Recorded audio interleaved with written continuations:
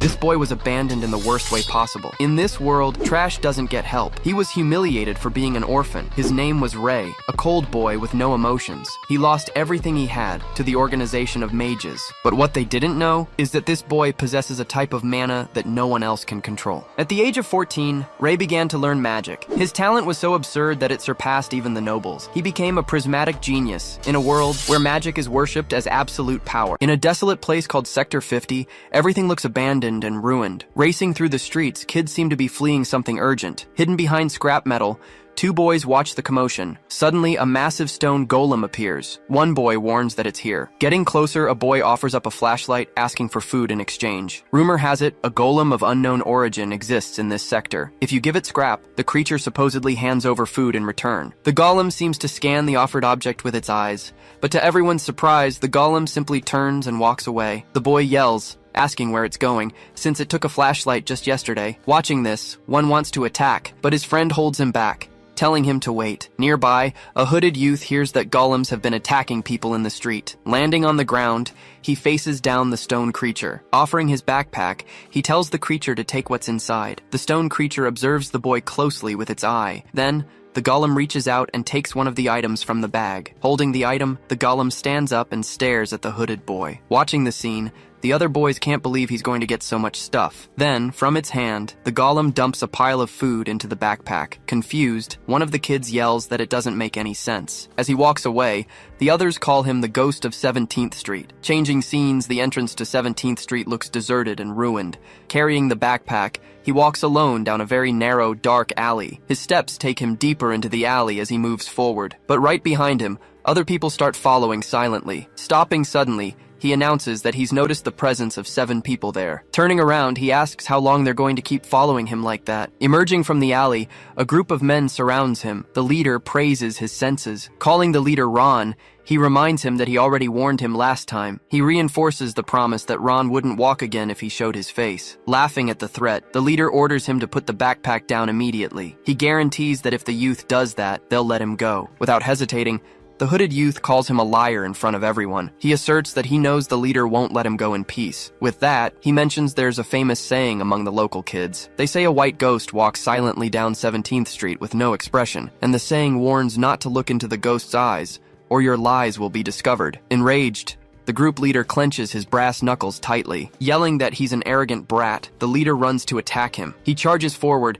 saying he'll ensure the youth never speaks like that again. Dodging the attack, the youth easily sidesteps his opponent's punch. After missing the blow, the leader loses his balance and flies right past him. Grabbing the leader by the shirt, he readies himself for the next move. Then he lands a devastating punch right in his rival's stomach. Falling to the ground, the leader spits, totally stunned by the impact. With their leader defeated, the other group members shout his name. Seeing the scene, one of the goons angrily calls him a bastard. Then, they yell for everyone to charge and finish him off once and for all. Wielding bats, they all run toward him to attack as a group. Getting close, one attacker tries to land a blow with a bat. With a quick movement, he manages to deflect the attack coming from above. Right after, he counterattacks with a precise punch to the aggressor's chin. Being thrown backward, a companion shouts his name upon seeing the scene. Wasting no time, he turns and hits another gang member. After taking down one more, he faces the rest of the approaching group. Continuing the fight, he takes down the gang members one by one. Standing over the bodies, he warns that bringing more people won't change anything. Defeated on the ground, the leader calls him a monster, too weak to get up. As he approaches, the leader yells for him not to come any closer. With a serious look,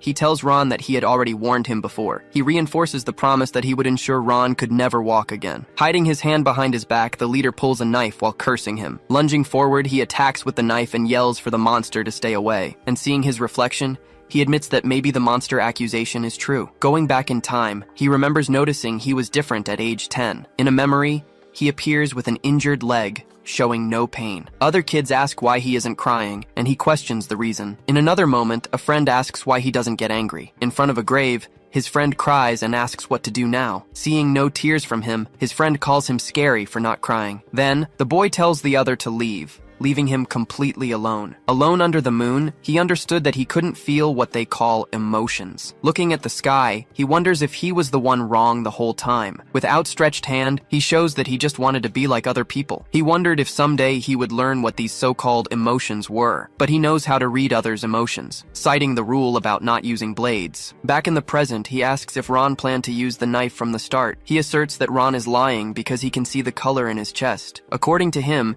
his power allows him to see a world that no one else can perceive. In that world, feelings like anger and love manifest as mana of different colors. Because of this, he is able to see the world around him full of colors. Knife in hand, Ron threatens to stab him for real if he gets close. Seeing the dark energy, he identifies that it is intense fear. Completely ignoring the threat, he walks slowly toward the gang leader. Totally paralyzed, the gang leader can barely move from so much fear. Holding energy in his hand, he says a liar like Ron will always deserve to be properly punished. Heavy rain falls as he walks alone down a pitch-black underground passage. He continues across an empty courtyard, heading toward his destination. Pulling aside a curtain, he enters the hideout. Someone is calling his name. Inside, Pale, the children's leader, tells him he's right on time. Suddenly, the kids swarm him. Pale tells them to settle down. They sit in a circle. Pale says it's time to review today's haul. On the floor, there are only a few coins and a single piece of bread. Looking at it, Pale asks if it's possible to split that among 7 people. Silence falls. The children just stare, waiting for his answer. That's when he reveals his bag. It is stuffed full of assorted food. One boy asks how he got all that from the golem without trading anything. It turns out the golem only accepts items containing residual mana. Pale smiles. Thanks to him, no one will go hungry today. He begins dividing the food, handing the first portion to the youngest child. While the others eat, he turns and leaves without a word. Sitting alone in the rain, he regrets not having enough food for everyone. He looks at a warehouse, wondering if he really needs to go there. He resolves that it's his duty to support the group that saved his life. Flashback to a year ago. He was completely buried under cold snow. A group of children found him and decided to dig him out. As he was being rescued, he thought it wouldn't be so bad to die like that. When he woke up, he was surrounded by the kids, asking if he was okay. Seeing his eyes open, the children were relieved he was safe. Back in the present, he reinforces his principle. Always pay your debts. Back at the hideout, Pale calls him over for a private chat. As he approaches, Pale insists that he needs to take his share of the food too, but he refuses the offer. He says he's fine. He isn't hungry. Pale smiles and jokes that his stomach seems to disagree. Pale breaks a cookie in half, saying it's best to share. Offering the food, Pale asks Ray if he notices anything. Pale comments that it's raining black right now. Ray simply agrees. Pale explains that mages live in the lower numbered sectors. He suggests the golem must have been sent by a mage, but then Ray changes his mind. He says that's not it. Pale smiles, insisting that magic definitely moves the creature. Staring into space, Pale seems awestruck by the idea of real magic. The truth is, the golem pulls in all the mana around it. That energy is then expelled from its body as a dark gas. The strong connection between the dark rain and the golem's gas becomes clear. Seeing Ray stand up, Pale calls his name, sounding worried. On his feet, Ray says he's going out and tells them to watch the river closely. Ignoring Pale's vain attempts to stop him, he runs out into the rain. Watching his friend leave, Pale complains that he always does whatever he wants. Outside, dark rain falls heavily on the completely deserted streets. Splashing through the water, he moves forward while everyone else hides from the rain. Everyone believes the dark rain causes sickness, so the streets are empty. Using his ability, he shields himself from the rain and keeps walking without issue. Since he can protect himself, he finds working on these days much easier. Arriving at 18th Street, he finds the ration warehouse belonging to a guy named Hector. Inside, 2 guards are betting on a card game, completely distracted. Seeing the light on confirms it. They always play on rainy days. Seizing the chance, he slips through a hole in the fence into the warehouse yard. Once inside, he notes that the place is dark and security is weak. Drawing mana from the air, he mixes the right colors following a specific formula. His eyes fixed, he concentrates on controlling all that energy. A small flame, formed from mana, appears in the palm of his hand. Holding the fire, he prepares to use the magic he just created. Even without knowing the principles, he finds controlling red mana difficult. He wonders if he could create a bigger fire, if he could feel the emotions connected to it. Suddenly, a knife grazes him, nicking his ear. Appearing out of nowhere, one of the guards laughs, calling him fast. Positioned above, 3 guards surround him and call him a rat. Analyzing the situation, he realizes there are 3 of them, and they all know his location. He notices one guard wearing special night vision goggles. Smiling, the equipped guard spins a knife in his hand. Suddenly, the 3 throw multiple knives at him simultaneously. With a fixed gaze, he prepares to react to their coordinated attack. Moving quickly, he uses his speed to dodge the knives. Seeing this, the guard is shocked, unable to understand what this boy is. While one yells to aim better, he charges at one of the guards. Leaping up, he lands a powerful blow right to the opponent's face. Seeing their friend down, the others can't understand how he can see them, but with his gaze, he can track their every movement in the dark. He can see the anger and surprise emanating from the two guards. Yelling at him not to act tough, one throws a knife. With his speed, he dodges it easily. By reading the energy flow, he can predict his enemy's movements. This way, he knows exactly what strike they will attempt next. Taking a firm step, he prepares to launch his counterattack. With a quick spin, he lands a powerful kick on the closest guard. The blow connects solidly, the force throwing the opponent aside. Disbelieving, the guard screams that what he did is completely impossible. Telling him he's wrong, Ray advances for the next attack with his fist. Flung backward, the guard screams as he hits the ground with impact. Defeated, the man falls to his knees, unable to rise. After taking them all down, he stands silently in the middle of the warehouse. Looking toward the door, he sees a new person approaching. Arriving, the man says he came to check on the cause of all the mess. Seeing the three on the floor, the executive, Humphrey, realizes they have been defeated. With a smile on his face, he seems to be preparing for a fight. Then he notes that all three were defeated by a single small rat. At the back of the warehouse, the two opponents faced off, ready for battle. He saw the executive, called him a rat, and braced for combat. Standing before Humphrey, he realized he needed to escape immediately. He charged, aiming a straight punch at his new opponent. He threw the punch with every ounce of strength he had. To his shock, Humphrey didn't even flinch from the impact. Wide-eyed, he challenged Humphrey to dodge his next attack. The executive came down hard with an open-hand strike. Dodging just in time, he realized the enemy's speed was impressive. Humphrey didn't stop. He tried a kick, but Ray managed to roll out of the way. Standing tall, the executive commented that the kid was actually too fast for him. Staring down his enemy, Ray realized Humphrey was on a completely different level. The executive adopted a fighting stance, ready to attack again. Ray kept his guard up, bracing for the incoming assault. He didn't know why, but he felt he couldn't win this head-on fight. He slipped past the executive's incoming punch. Since he couldn't win hand-to-hand, he decided on a new strategy. Lowering his guard, he prepared to target his opponent's weak points. As the executive attacked, Ray dodged and readied a precise counter. Concentrating mana into his hand, he created a small fireball. Seizing the opening, he blasted the magic straight into Humphrey's chest. Feeling the impact, the executive recoiled, surprised by the attack. Humphrey looked up, realizing his opponent had vanished. The kid had managed to escape. Outside, Humphrey yelled for the guards to find him, knowing he hadn't gone far. Watching from a distance, Ray knew they would soon find his hiding spot. Crouched low, he hid behind a fence as the guards approached. Then, one of the guards spotted movement near the entrance. Screaming threats to kill him, the guard ordered everyone after the boy immediately. As he ran, Ray celebrated successfully robbing the Hector Group's warehouse. But he knew he couldn't be caught. They would kill him if they found him. Even though he wasn't afraid to die, he kept running without pausing for a second. If he was gone, the children he protected wouldn't last long alone. Sprinting through the forest,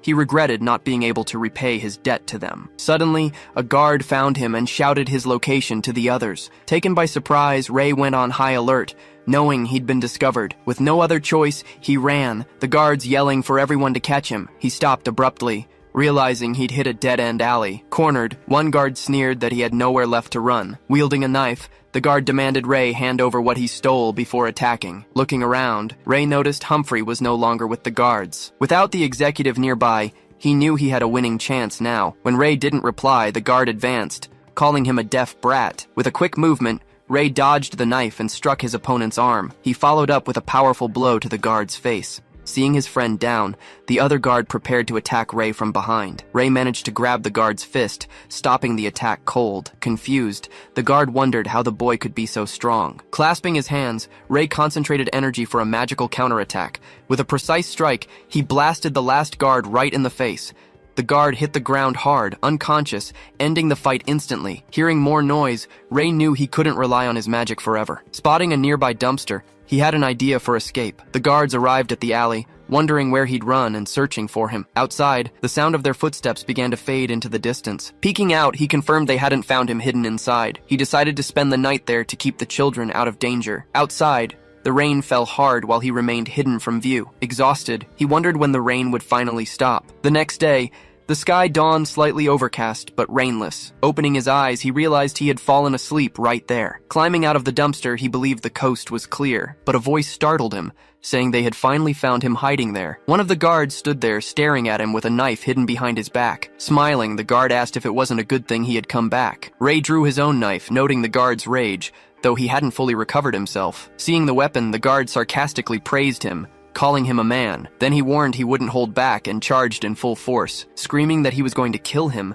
the guard ran to deliver the final blow. Dodging by a hair, Ray slipped right under his opponent's arm. Furious, the guard whirled around, determined not to let him escape. He attacked again, unleashing a circular strike with all his might. Ray lost his balance and fell, leaving himself completely exposed. Seizing the opportunity, the guard said goodbye to the fallen brat. Unable to move, Ray just stared at the blade coming toward him. Aiming for his eye, the knife descended swiftly for the final, precise kill. Suddenly, the guard's body crashed heavily onto the alley floor. With a dirty face, Ray looked up at the person who had just arrived. The guard attacking him was now lying on the ground behind the newcomer. A man stood there, pointing a gun in his direction, interrupting the fight. Smiling, the man warned Ray that the situation had been very dangerous. After speaking, he calmly lit a cigarette with a metal lighter. He held the cigarette and surveyed the chaotic scene. Identifying himself as the boss of 17th Street, he asked the reason for such a mess so early in the morning. Seeing Ray awake, Niles asked if someone had called him up so early. He explained that he'd heard Hector's men were prowling the area. Asking about the cans, he questioned if Ray had snatched them from Hector,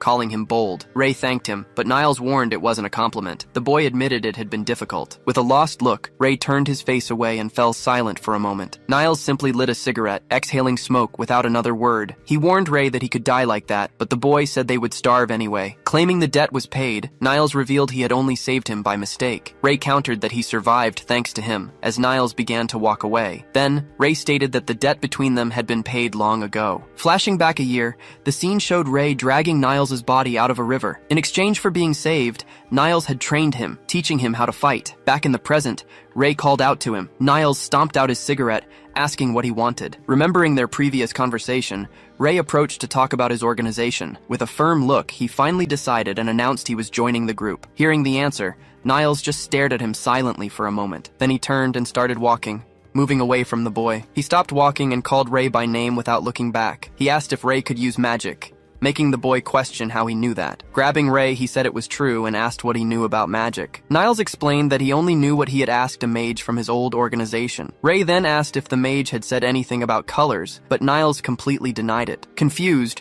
the boy wondered what it was that he was seeing. Irritated, Niles glared at him and asked if he wanted a beating. He tried to throw a punch, but Ray easily dodged his attack. Then he asked for the answer to his request, and Ray simply said no. Not understanding, Niles asked why he was suddenly rejecting him. Niles then explained that all the sectors were located along the Elton River. He said it would be a waste for a boy with such skills to die there. Offering a car, Niles suggested he flee, but Ray refused in order to take care of the children. Telling him not to worry, Niles revealed he was thinking of starting an orphanage there. Placing his hand on Ray's head, Niles said he would take in orphans just like him. Watching Niles, Ray concluded he was probably telling the truth, as always. He then warned Ray to be careful, as Hector seemed to be preparing for war. Ray remembered seeing the man receiving several trucks loaded with weapons. Making a gun gesture with his hand, Niles confirmed that he already knew everything. Using live ammunition in any conflict meant a definitive declaration of war. Ray said people would suffer if he lost, but Niles defended himself. Annoyed, Niles asked him to stop treating him like an old man, but Ray confirmed it. He tried to land a blow again, but Ray managed to dodge one more time. One of his men then called him, warning that they needed to leave. Getting into the car, he told Ray to find another hideout and toss something to him. Confused, Ray caught the object thrown in his direction. Seeing it was a small vial, the boy asked what it was. From inside the car, Niles just told him to sanitize his ear. Watching the car drive away, Ray stood in the middle of the dusty street. He remained there in silence, just holding the collar of his jacket. Changing scenes, the story takes us to 17th Street, near the square. A boy saw him and ran over, shouting Ray's name excitedly. Getting closer, he asked why Ray hadn't come home yesterday. Suddenly, he noticed the bruises and asked why Ray was so hurt. Worried, the boy questioned if he had been in a fight, but Ray said he just fell. Crying, the little boy rubbed his eyes and lamented that it must have hurt a lot. Handing over the cans, Ray asked him to go ahead and warn Pale. Then the boy ran off, leaving Ray behind with the old lady. Approaching, he asked Viola if she had told Josephine anything. With a smile, Viola replied that she was just talking about rainbows. He asked her not to tell them those things, but Viola said children need to dream. Ray just stared at her silently.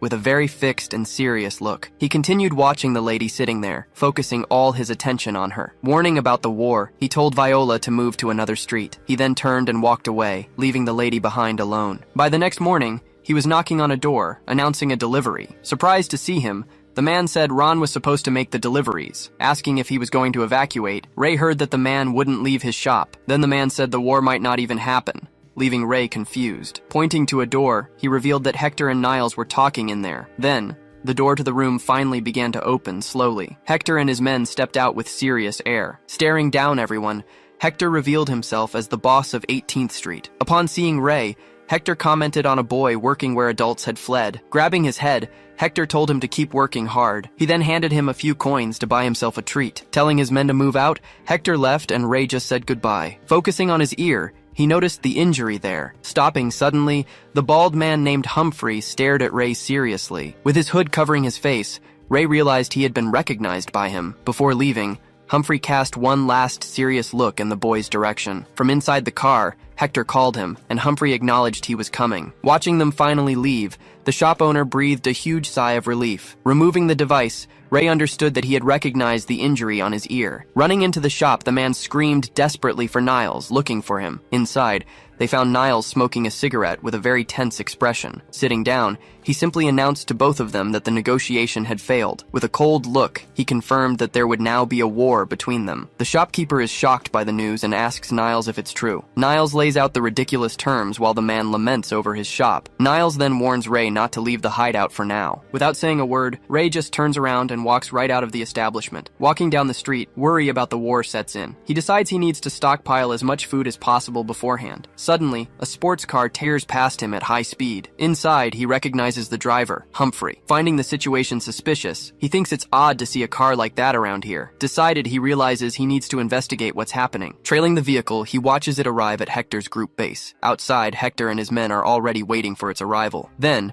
a mysterious person starts getting out of the back seat of the car. An elegant man steps out and is welcomed by the guards as if he were a mage. From his hiding spot, Ray wonders who that mysterious man could be. Analyzing the power, he perceives an immense amount, on par with the golems. He then wonders what those rings around the man's core are. Noticing the mana in the rings, he understands they serve to contain the power. After observing everything, he concludes that the man is very dangerous. Deciding to warn Niles, he runs to grab some supplies and weapons. Changing scenes, Niles' group is hurriedly moving crates of supplies. One member looks around and asks where Niles is. Suddenly, Ray appears behind him, taking the man completely by surprise. Calmly, he mentions the gate was open and asks for Niles. The man explains that the boss went out to prepare and tells Ray to leave. Ray then asks the man to deliver an important message to his boss. Watch out for the man wearing an elegant monocle. With rain falling, the scene shifts to a dark, deserted alley. In a shelter, a family takes cover from the brewing conflict. Sitting on the floor,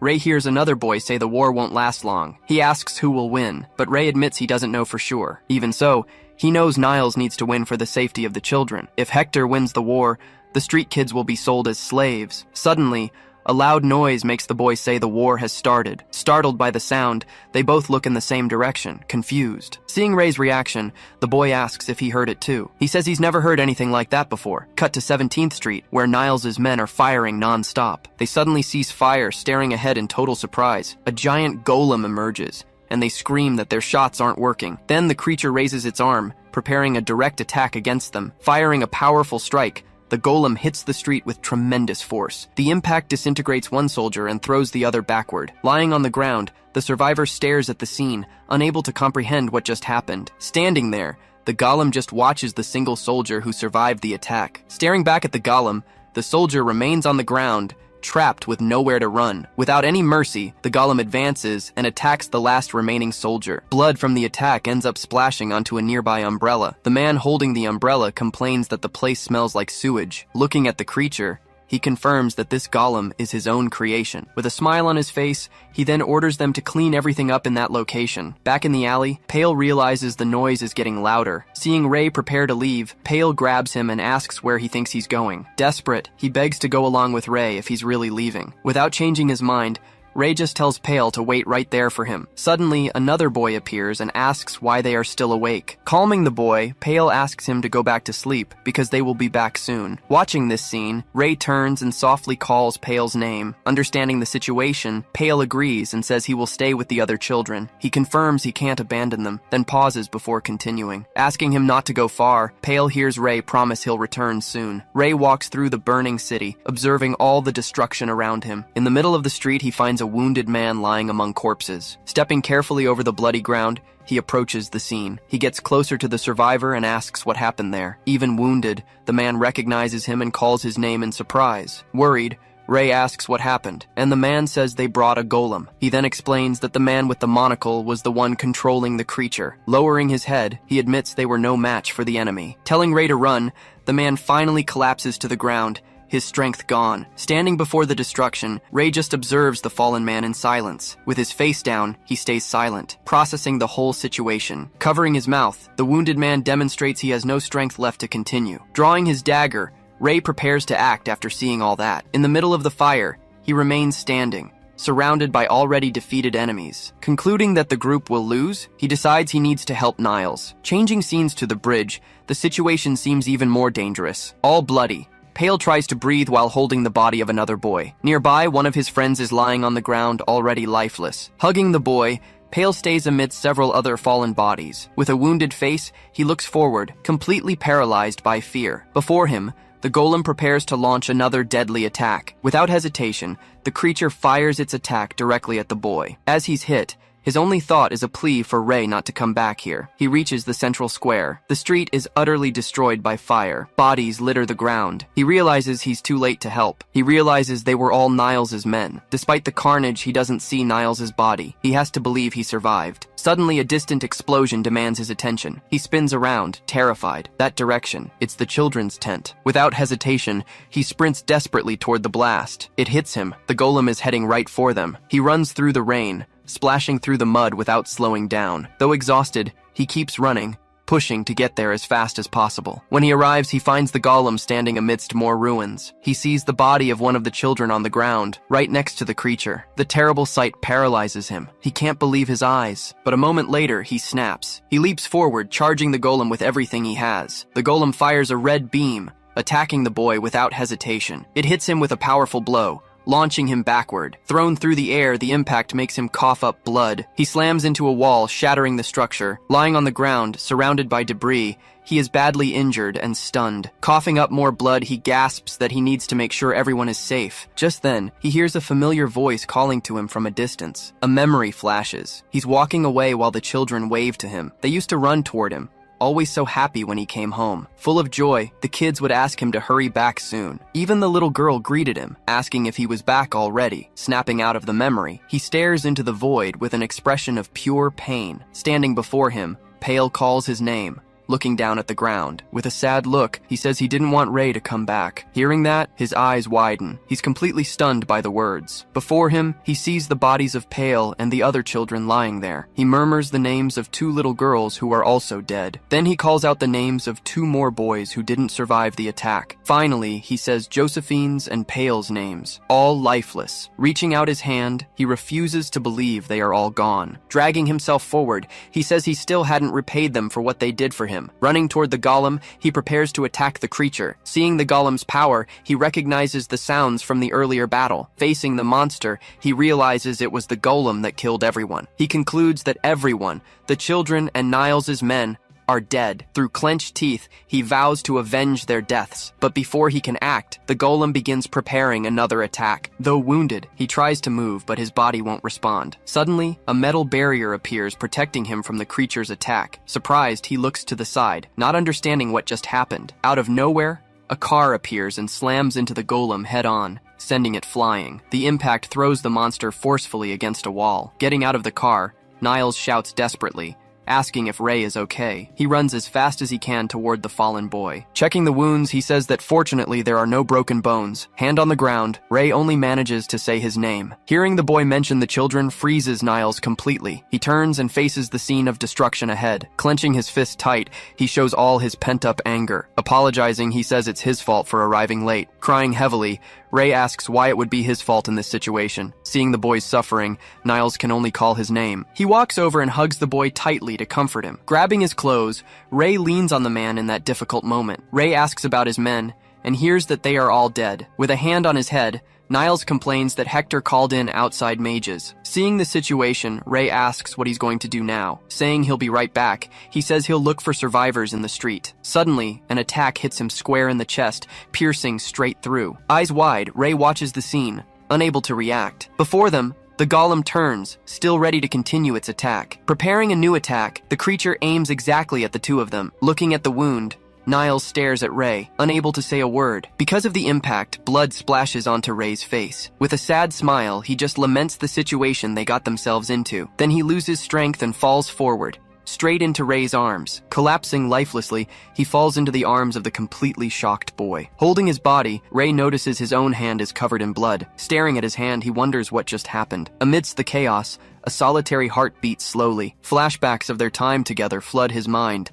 The training sessions, the meals. In his memory, Niles smiles one last time and calls his name. Suddenly, his heart begins to pound with overwhelming intensity. Holding Niles' body, he stares down the golem approaching slowly. Seeing its chance, the creature raises its hand for the final attack. With eyes filled with pure hatred, he vows to kill them all. Lying on the wet ground, Ray stares up at the golem standing directly before him. Clutching Niles' body, Ray calls his name, but gets no response. Hugging Niles close, he desperately wishes this was all just a dream he could wake up from. Still on the ground holding the body, Ray lifts his head and stares straight at his opponent. Seeing the boy's reaction, the golem extends its hand to end the confrontation once and for all. In response, Ray raises his own bloodied hand, readying a counterattack. The two charge their attacks, facing off in the middle of the alley. With an open palm, the golem forms an attack to fire at the young boy. Mirroring the move, Ray creates an attack in his own hand for defense. Immediately, the two energy blasts speed toward each other. Colliding in the center, the attacks create a powerful stalemate. A voice then declares that he is different, as a small core floats in the air. The core is reflected in his eye,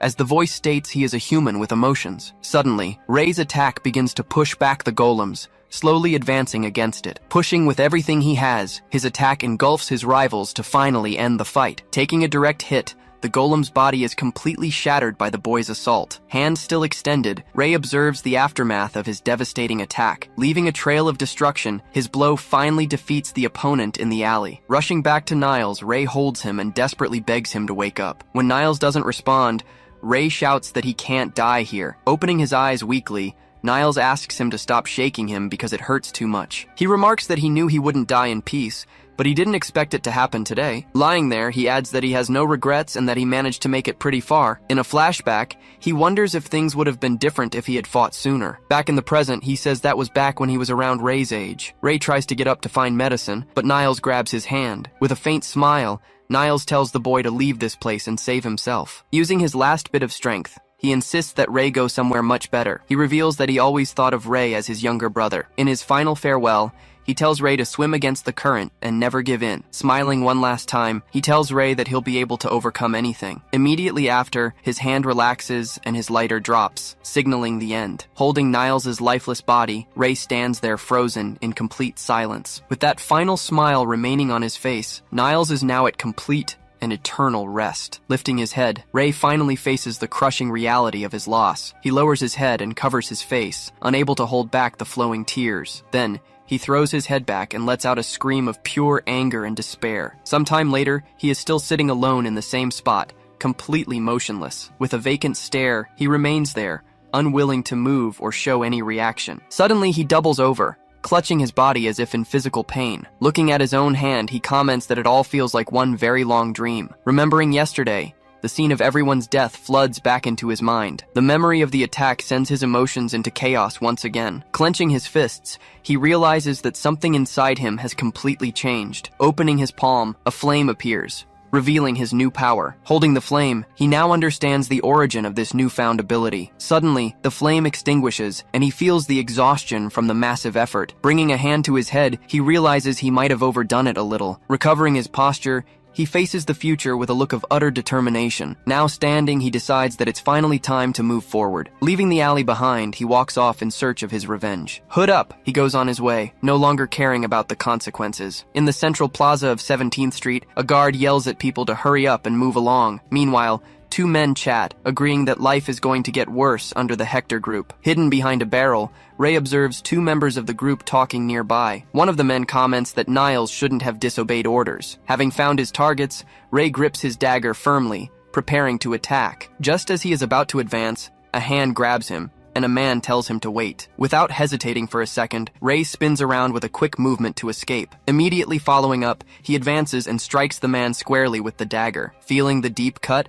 the man lets out a cry of pain, completely taken by surprise. Seeing the attack, his partner crouches down and shouts for the boy to stay calm. Holding the dagger, Ray reveals the name of his next target, Humphrey. Declaring that the entire Hector group needs to die, he advances on the guard. With quick movements, the man manages to block the boy's sequence of strikes. Surprised, wondering what kind of insane moves the kid is using, he realizes that the boy wasn't nearly this strong before. Grasping the situation, he concludes he'll eventually lose if things continue this way. In a calculated move, he allows Ray to hit him to create an opening. Stunned by the action, Ray wonders why he left his shoulder wide open. Seizing the moment, the man grabs Ray's arm with full force. With a single movement, he violently slams the boy's body to the ground. Immobilizing him, he asks if Ray is willing to die for something as trivial as revenge. He then calls him by name, Ray, the ghost of 17th Street. Looking him right in the eyes, the man says he has an offer to make him. Standing now, he reveals he's been watching Ray for a long time and asks for his attention. With his hood covering part of his face,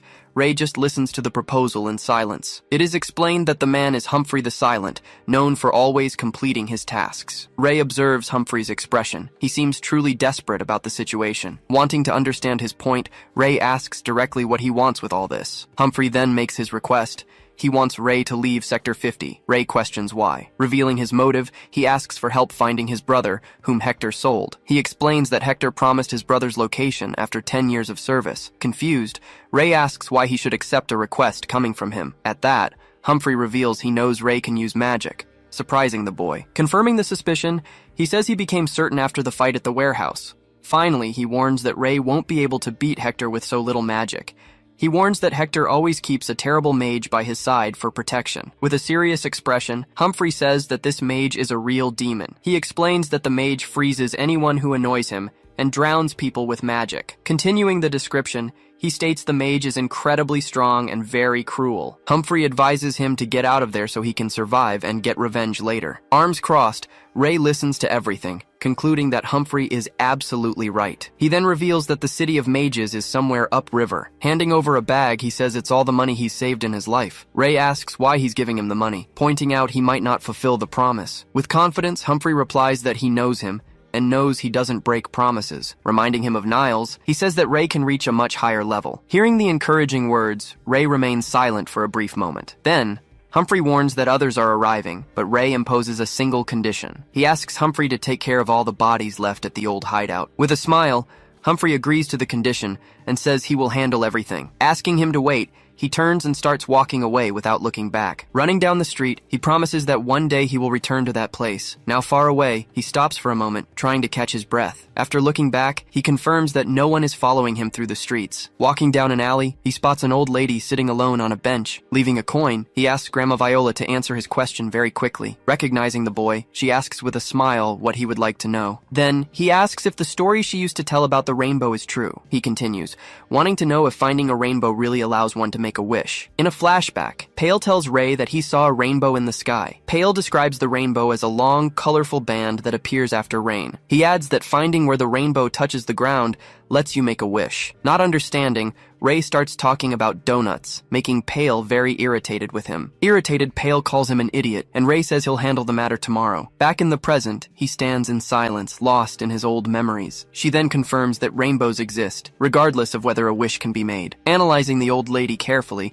he tries to figure out if she is telling the truth. Unable to tell if she's lying, He concludes the story has some foundation. Recalling his previous conversation, he remembers Humphrey mentioning a mage who had once searched for a rainbow. Clenching his fist, he realizes the mage's story confirms their existence. Looking directly at the old lady, he asks if he could revive the dead with it. With a mysterious smile, she just replies, "Who knows what is possible?" She then says with enthusiasm that any wish could become reality with it. Lowering his face, he seems to process the information he just received from her. However, she warns that no one knows where they are, and they should stay away. Accepting the answer, he just thanks the old lady for her help and the information. Advising that she move away too, he turns his back and starts running. Arriving at the outskirts of Sector 50, the scene shifts to 23rd Street. Sitting near some barrels, he checks the paper Niles gave him earlier. Looking at the note, he sees a map showing an abandoned blue building nearby. Arriving at the location on the map, he finally finds the car that was left there. In a memory, Niles had said he would prepare at least one car for the escape. As he runs his hand over the car, a voice appears out of nowhere and asks who he is. From top of a building,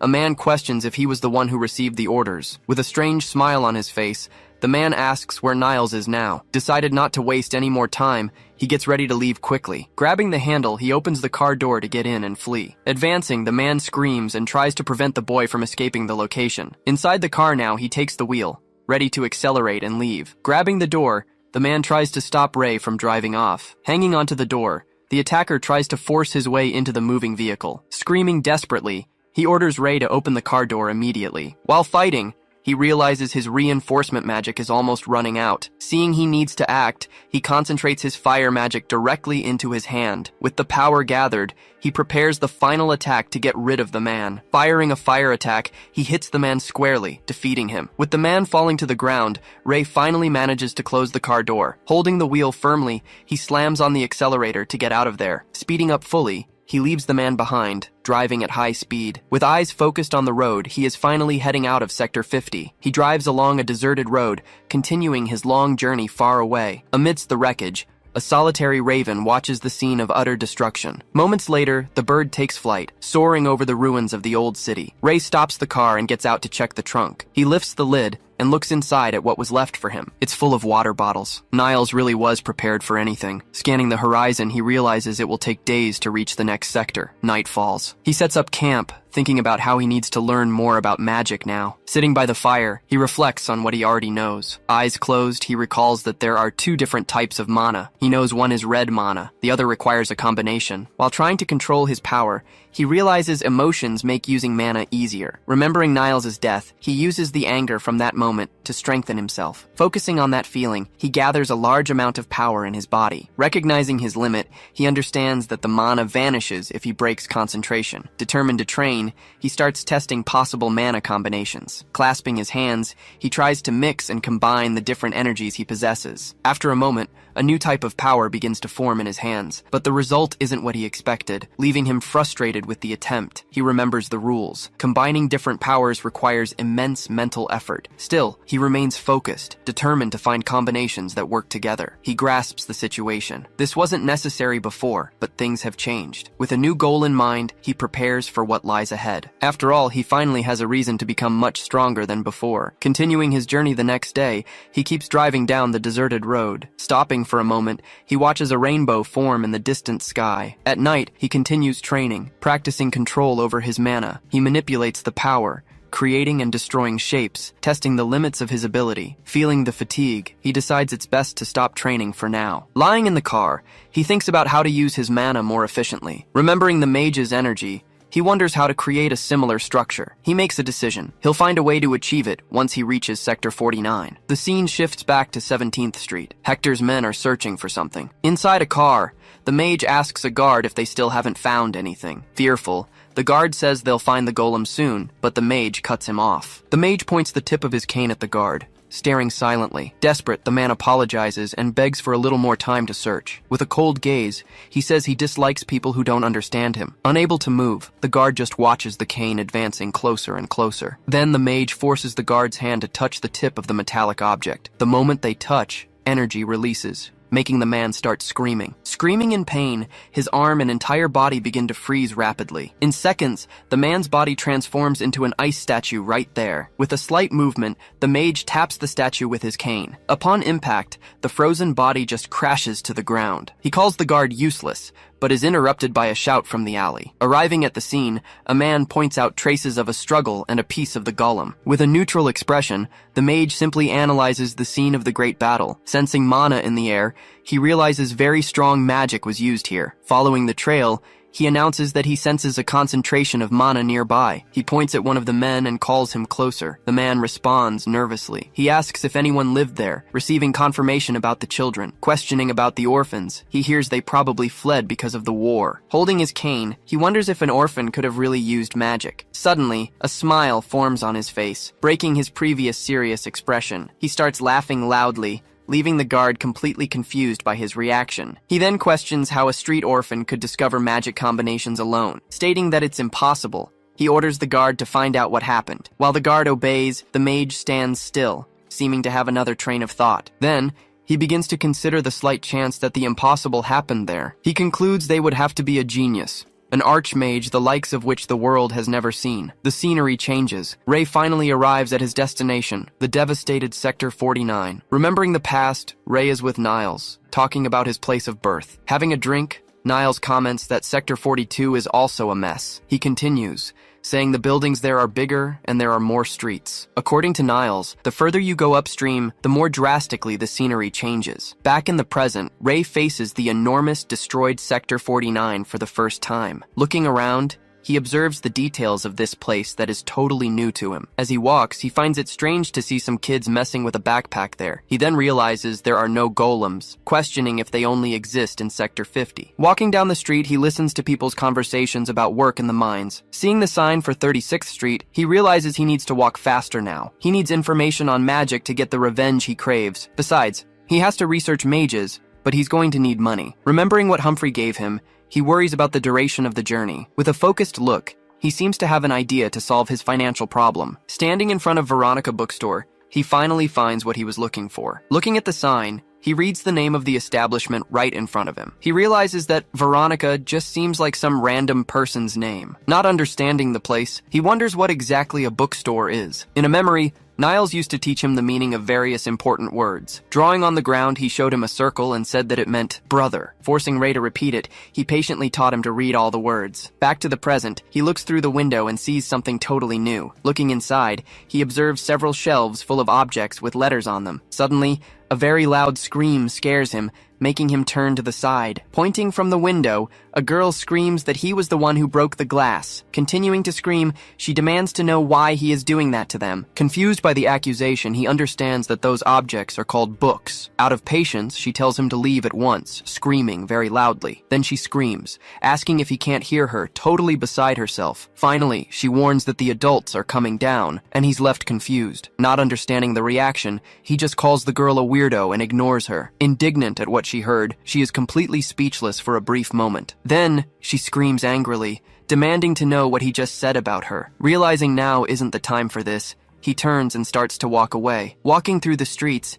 he continues his search for information about magic and mages. With his hood covering his face, he watches the movement of the people around him. Hiding in a corner, 3 guys watch him with looks of pure distrust. One of them alerts another, keeping a cautious eye on the unknown boy. He understands the looks. After all, he's a stranger walking through their territory. With a serious expression, he concludes that it's no different here than in Sector 50. Later, he is back at his car, parked in a deserted spot. Lying on the back seat, he laments not finding anything about magic. Closing his eyes, he decides he'll need to look in more areas the next day. Suddenly, he hears a strange noise coming from outside the car. Looking through the window, he spots the same 3 guys approaching his car. Already expecting them, he watches the group approach with total tranquility. Hiding behind the rocks, 4 guys surround the car, preparing to attack. Crouched near the car, they prepare to surprise whoever is inside. At that, the leader orders them to take him down, get the keys, and the food. From inside the car, Ray grabs an object to defend himself. With a golf club, Ray lands a precise blow on the guy's head. With the impact, the group leader falls to the ground, leaving his friends surprised. Getting out of the car in an instant, he faces the other 2 remaining guys. Seeing the scene, the hooded guy stands paralyzed, not knowing how to react, and Ray attacks the hooded boy. Maintaining his posture, he just stares at the guy who was easily neutralized by him. Without strength, the second attacker also falls to the ground, completely defeated by the boy. Yelling, the last guy advances with a pipe, trying to hit his head. Holding the pipe with his hand, he stops the last attacker's final strike. With the guy on the ground, He screams for the boy not to come any closer to him. Telling the guy to clench his teeth, he prepares to deliver the final blow. Paralyzed on the ground, the attacker stares at the boy, unable to move or react. After neutralizing the last of them, he gathers all the guys in one place. Kneeling in front of him, the three attackers now wait for his next order. Leaning against the car, he asks how many streets their group controls in that region. Demanding an answer, he faces the group with a serious expression, waiting for them to respond. Ray crosses his arms. He asks the boys how many streets they've taken over. The kid in the cap just stays silent. Suddenly, Ray clocks him across the face. The kid doesn't even have time to react. Desperate, he screams that there are 3 in total. Ray demands to know which ones. Ray keeps staring, waiting for the answer. Shaking, the kid replies that it's streets 23 through 25. Calling it a lie, Ray stomps hard on the kid's hand. Terrified by the scene, one of the other boys starts begging for mercy. Ray turns to the next boy holding a bag in his hand. He focuses his attention on him, staring him down. Panicked, the kid yells that he'll spill everything he knows about the group. He reveals their leader is named Kendrick, and their base is an old factory. Ray orders the talking boy to lift his head. He asks for his name. The boy replies that he's Neshu. Neshu reveals their orders were to take Ray out and steal his food. He adds that their leader is watching everything right now. Suddenly, a man screams for Ray to die and charges with a dagger. Ray realizes he really is being watched. With a powerful blast of wind, he throws the attacker back. Taken by surprise, the man complains about dust in his eyes. Before he can recover, Ray hits him with a barrage of strikes. Unable to react, the man is hurled away and falls to the ground, knocked out cold. Ray approaches the fallen man to send a message to the leader. He grabs him by the hair, forcing his head up slightly. Staring intensely into his eyes, Ray warns him that he isn't the only one watching. The scene shifts to a city with very different architecture. Walking down the street, Ray reflects that the people here don't know about magic. Distracted by his thoughts, he's stopped by someone calling out to him. A group of men approaches, asking if he can come with them. Hood up, Ray tells them to relax. He's not there to fight. Ray asks if they are the guys looking for him. One confirms it. He says their boss really liked the way Ray fights. Smiling, he hands Ray a piece of paper. Ray asks if they can read. He discovers none of them understand the note. He takes the paper and says he'll read it himself. Confirming he can read a little, he begins to analyze the message. Confused, they wonder how Ray knows how to read, since it's rare. Reading the note, Ray sees an invitation to work with their group. He looks up and asks how they choose their leader. Not quite understanding, the guy replies that the strongest becomes the boss. Decided, Ray tells them to move and starts walking ahead of the group. He turns back and announces he's going to meet their leader right now. Arriving at an abandoned factory, the group stops in front of Kendrick's base. Pointing to the building, the boy confirms this is the spot. He opens the doors, showing Ray the way into their hideout. Inside, they walk through the massive abandoned warehouse. Following the guide, Ray heads deeper into the hideout. Inside, he finds all the group members lined up, awaiting his arrival. Sitting in an armchair, the group leader finally speaks to Ray. Hood still up, Ray stares back without saying a word. Standing up, the man walks toward him and introduces himself as Kendrick. Directly, Ray also gives his name. Suddenly, Ray's eyes widen. He notices a specific detail on the leader's hand. He spots a peculiar ring on Kendrick's finger that catches his attention. Kendrick invites Ray to sit, saying he is a guest. Without hesitation, Ray goes to the chair and settles in across from him. All around, the gang members watch the scene intently. Sitting there, Ray analyzes the group's behavior and the leader's posture. Kendrick praises Ray's courage and asks where he came from. With a short answer, Ray reveals he came from Sector 50. Surprised by the answer, the gang members start whispering among themselves. They comment that they've never heard of anyone coming from such a distant place. With a quick gesture, Kendrick orders all his men to be silent. He then says Ray is more than qualified to join the organization. Confused, Ray asks what organization that would be. Explaining his plan, Kendrick says they want to join a real organization. He reveals the name Merc Red from the famous Sector 45. Kendrick tells him about the deal to join once they have 66 members. Inviting him, he says it's a great opportunity for Ray to improve his life. After hearing the proposal, Ray just comments that it's an interesting story. Stepping closer, he says, joining a group isn't difficult, but he has one condition. Ray declares he refuses to work for anyone weaker than him. After Ray speaks, the atmosphere in the room turns heavy and dead silent. With a serious face, Kendrick can barely believe what he just heard. Shocked, he asks if Ray just said that he is weaker. Repeating the question, Kendrick demanded to know if Ray had really just called him weak. Ray explained that back in Sector 50, leaders were chosen based on strength. Staring him down, he added that it wasn't about how well they could talk. Pissed off by his audacity, one of the gang members started shouting. Suddenly, the man was grabbed by the face, cutting him off mid-sentence. Holding his own subordinate, Kendrick asked who gave him permission to speak. He warned that he hated being interrupted as the man struggled to apologize. Lifting the guy into the air, Kendrick showed off an ability in his right arm. Watching the scene, Ray realized Kendrick wasn't using magic directly. Focusing on the object,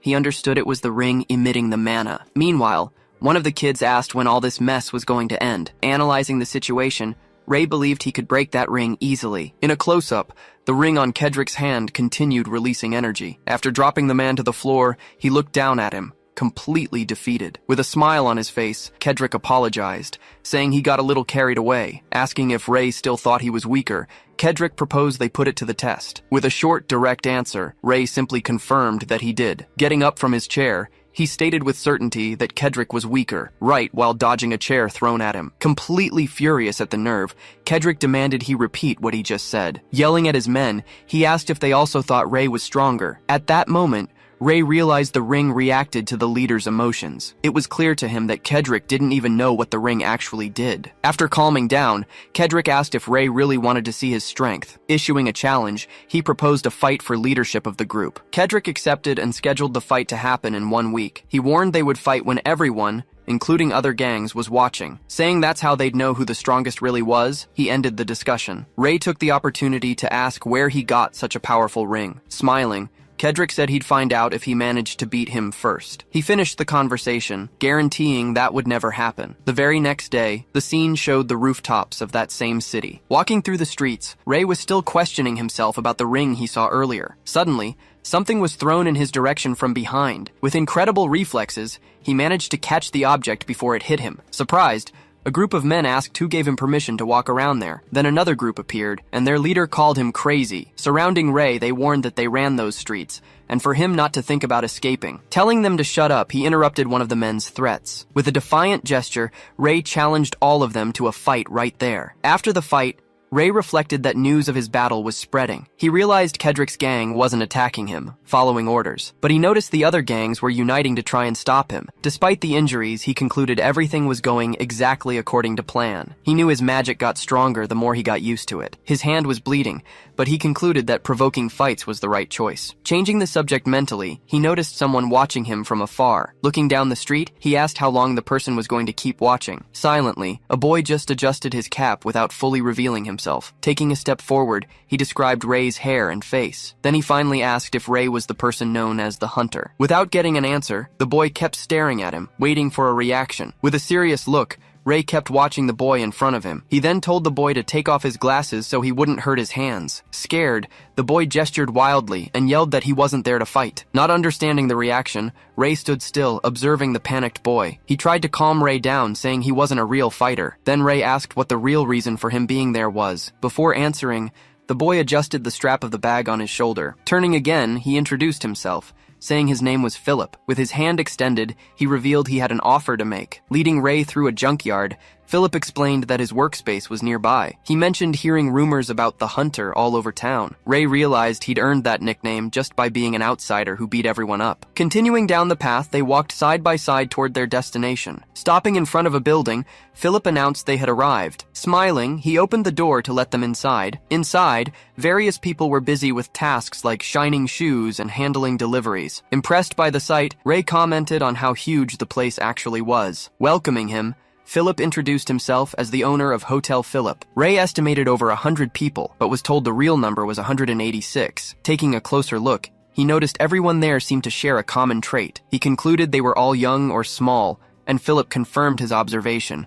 Philip then explained that Sector 49 was full of mines where adults frequently died. Because of that, he said, even children were hired for the work. He revealed he paid bribes and dispatched workers to maintain his monopoly. Explaining his role, he said he was a broker who also provided shelter. Ray asked if he built all this alone, but they were interrupted. Running toward them, Jonathan reported that work at the restaurant was going well. He handed over payment, saying it was the month's rent. Philip thanked him and watched him leave, pen already in hand. He quickly made notes in his notebook to update everyone's information. Turning to Ray, he apologized, explaining he needed to write everything down. Offering the notebook, he asked if Ray wanted to take a look. Ray took the notebook and started flipping through the pages carefully. There, he found detailed notes about himself, the so-called Hunter. Shocked, Philip asked if he could read. Ray confirmed he could, a little. Panicked, the boy started desperately apologizing to Ray. He tried to explain himself, saying he liked observing the people around him. Handing the notebook back, Ray told him there was no need to apologize for that. Philip just nodded silently,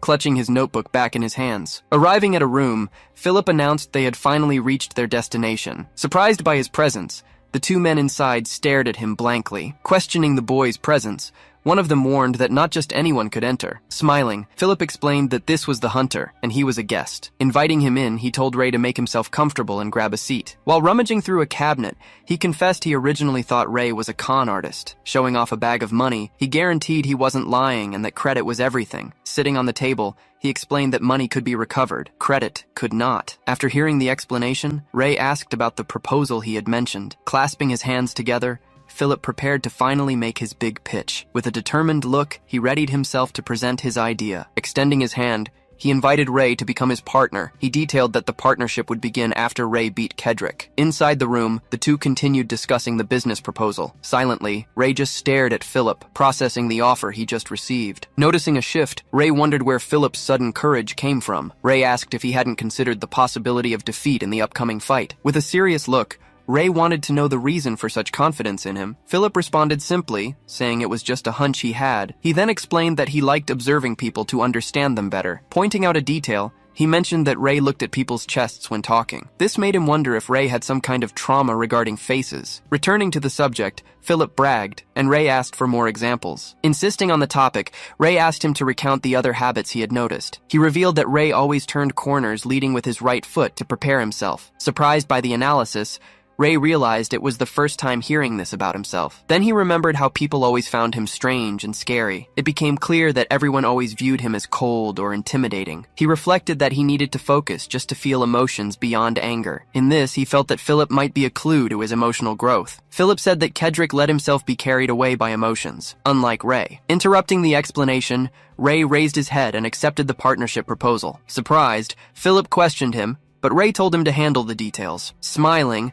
Philip guaranteed he would take care of everything, no problem. As he was leaving, Ray announced he had one condition to close the deal. He turned to Philip, realizing the boy had many connections. With a serious look, Ray asked him to find something very important. 2 days later, Ray is at the junkyard, waiting for his car to be fixed. While working on the car, a mechanic asks if he came from Sector 50. He notes that the car's state suggests a long journey through the desert. Ray just watches him in silence, processing the information. Working under the car, the mechanic asks for a wrench and some nuts. Ray stares at the tools lying in the box beside him. With a simple gesture, he uses his ability to move the objects. Levitating the tools, he moves them toward the mechanic lying down. The mechanic startles, seeing tools suddenly appear right next to him. Sitting on a pile, Ray merely observes the man's confused reaction. The scene shifts. The sun begins to set over the city. Announcing he's finished, the mechanic says the engine won't overheat anymore. Whispering, he reveals he secretly used the best part in the shop. He explains it was a direct request from Philip, their savior. Hearing about Philip's fame, Ray thinks about his new partner. Before leaving, the mechanic warns that Philip asked him to deliver a note. He explains he took the paper because he couldn't memorize the whole message. Saying goodbye, he runs off, leaving Ray alone with the note. Ray opens the paper and begins to read the information he received. In a flashback, he remembers the request he made to Philip. He remembers Philip guaranteeing he would find the information Ray needed. With a confident smile, Philip asks if Ray knows who he is. Back in the present, Ray is surprised by the amount of information obtained. Reading the report, he analyzes data on several suspects in the city. Continuing to read, he gets intrigued by one of the names on the list. His eyes widen, realizing one of them is worth investigating. Heading out onto the street, he decides to confirm the information personally. On the way, he observes a man in a uniform carrying boxes of food. He follows him for a while, carefully analyzing his movements and appearance. After observing, he notes that Lennon isn't the target, as a detail is missing. Crossing off another name, Ray concludes only one person remains on the list. The note describes an accident with a pipe falling toward the suspect. Spinning in the air, the pipe changes trajectory as if deflected. Then the man walks away from the impact site, unharmed by what happened. According to the report, he showed no surprise at the danger he faced. This leads to the conclusion that there's a high chance he is a mage. The scene changes. Ray observes something strange happening in a nearby alley. Nearby, two boys celebrate seeing that a store is closed again. Questioning the owner's resistance, One wonders about the daily stonings, but the other shouts they can't stop, as they'll receive double the money. Holding a stone, he reveals the plan is to force them to move. He prepares to throw the stone at the second-floor window. Suddenly, a woman appears in the window and shouts for them to leave. Shouting from the window, she says she heard the two boys' entire conversation. Rei then perceives that despite her courage, her mana shows great fear. One of the boys shouts that he can see her fear even from a distance. Hand on the window, she starts yelling for them to shut up. Before she can finish, a stone hits the wall right next to her. The boy mocks her, saying everyone knows only children and an old man live there. In despair, she screams again for them to leave her alone. Observing the scene, Rei decides it's time to intervene. The boy warns that this time he's going to aim for the girl's face. From afar, Rei prepares to use one of his abilities. His eye focuses on the stone's trajectory, ready to act at any moment. Using his hands, he prepares to create a protective barrier. Before hitting the window,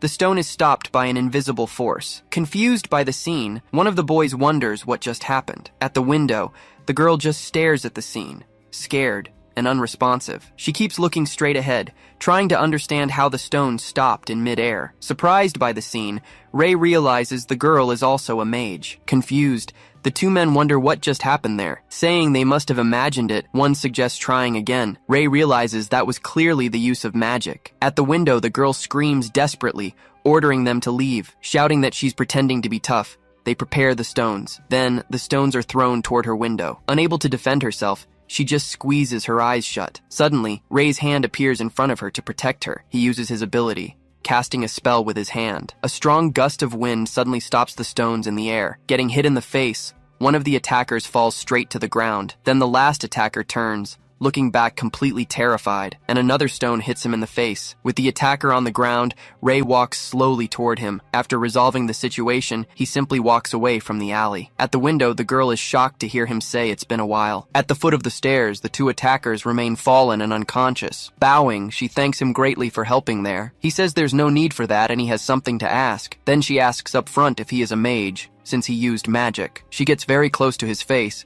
looking with curiosity. Feeling awkward, she invites him in to talk better. Entering the place, he follows her inside the bookstore. Once inside, she introduces herself, saying her name is Veronica. He replies that his name is Rei, and she repeats his name. Veronica apologizes for yelling, thinking he was one of them. Thanking him again, she says she would be in trouble without him, but he says it's not necessary.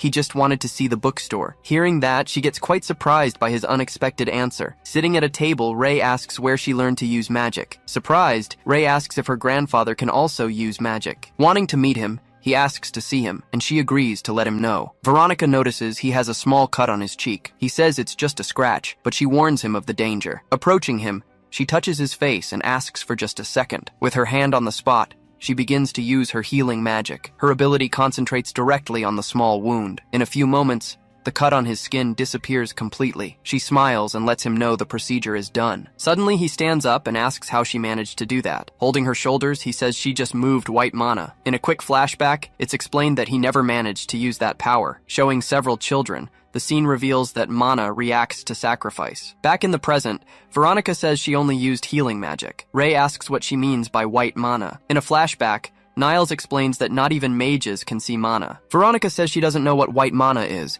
asking about regeneration. Using a chart, she explains that healing magic uses the regeneration element. She reveals that, counting all types, there are over 100 magical elements. With the new information, he realizes he can learn more from her grandfather. He asks if her grandfather is on the second floor of the house. Asking him to wait, she says she'll check if her grandfather has woken up yet. Climbing the stairs, she says she'll be right back and leaves Rei waiting. While waiting, he starts looking at the book titles on the shelves. He remembers that books are considered very expensive items. Seeing his own hands, he decides not to touch the copies so as not to dirty them. He covers his nose, remembering the last time he took a bath. Getting confused, he doesn't understand how she stood being near him. Suddenly, his eyes widen as he notices something on the table. There he finds some diaries stacked instead of regular books. Reading a title, he comes across a study on elemental distribution, and then he sees a book about the expansion of the Black Rain. Getting serious, Veronica heads back downstairs in the bookstore. Rei isn't there, which confuses her. She asks if he left, but he suddenly appears, saying he's still right there. Startled,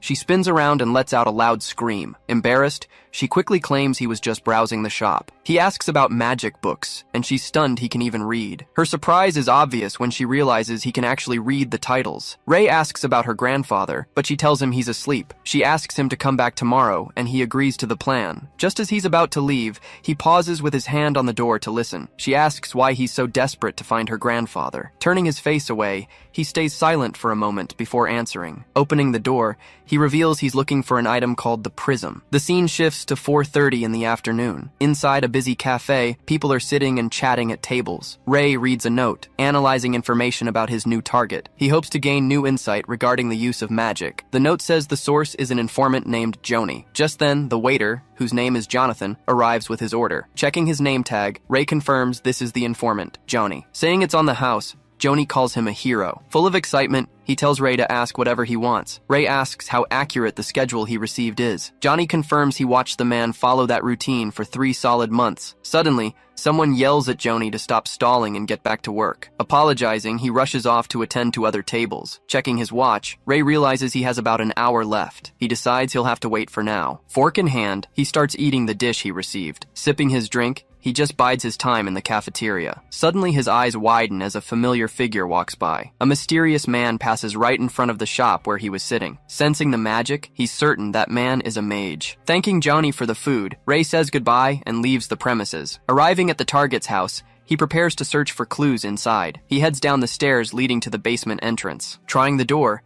he finds it locked, just as he expected. Unable to turn back now, he looks for a way to break in. Concentrating his ability, he extends his hand toward the lock mechanism. Using his magic, he directs it straight into the keyhole. With the power forcing its way in, the lock mechanism finally begins to yield. The door opens, and he steps into the dark room. Looking at his own hand, he questions how he even managed that. Deciding to focus, he begins investigating the room for clues. Over in the corner, he finds a trash can full of crumpled papers. Focused on the search, he digs out some of the crumpled notes from the bin. Smoothing one out, he starts reading what appears to be a letter. In it, the author writes about being able to get stronger using a bloodstone. Reading on, he sees the letter is addressed to 66 people. In a flash of memory, Kendrick speaks about a promise made to orphans. Letter in hand, he realizes the man was expelled from the organization. Suddenly, his gaze shifts as he notices something nearby in the room. He finds a small pot stashed away near the papers. Opening the object, he decides to carefully investigate what's inside. Inside are various gems,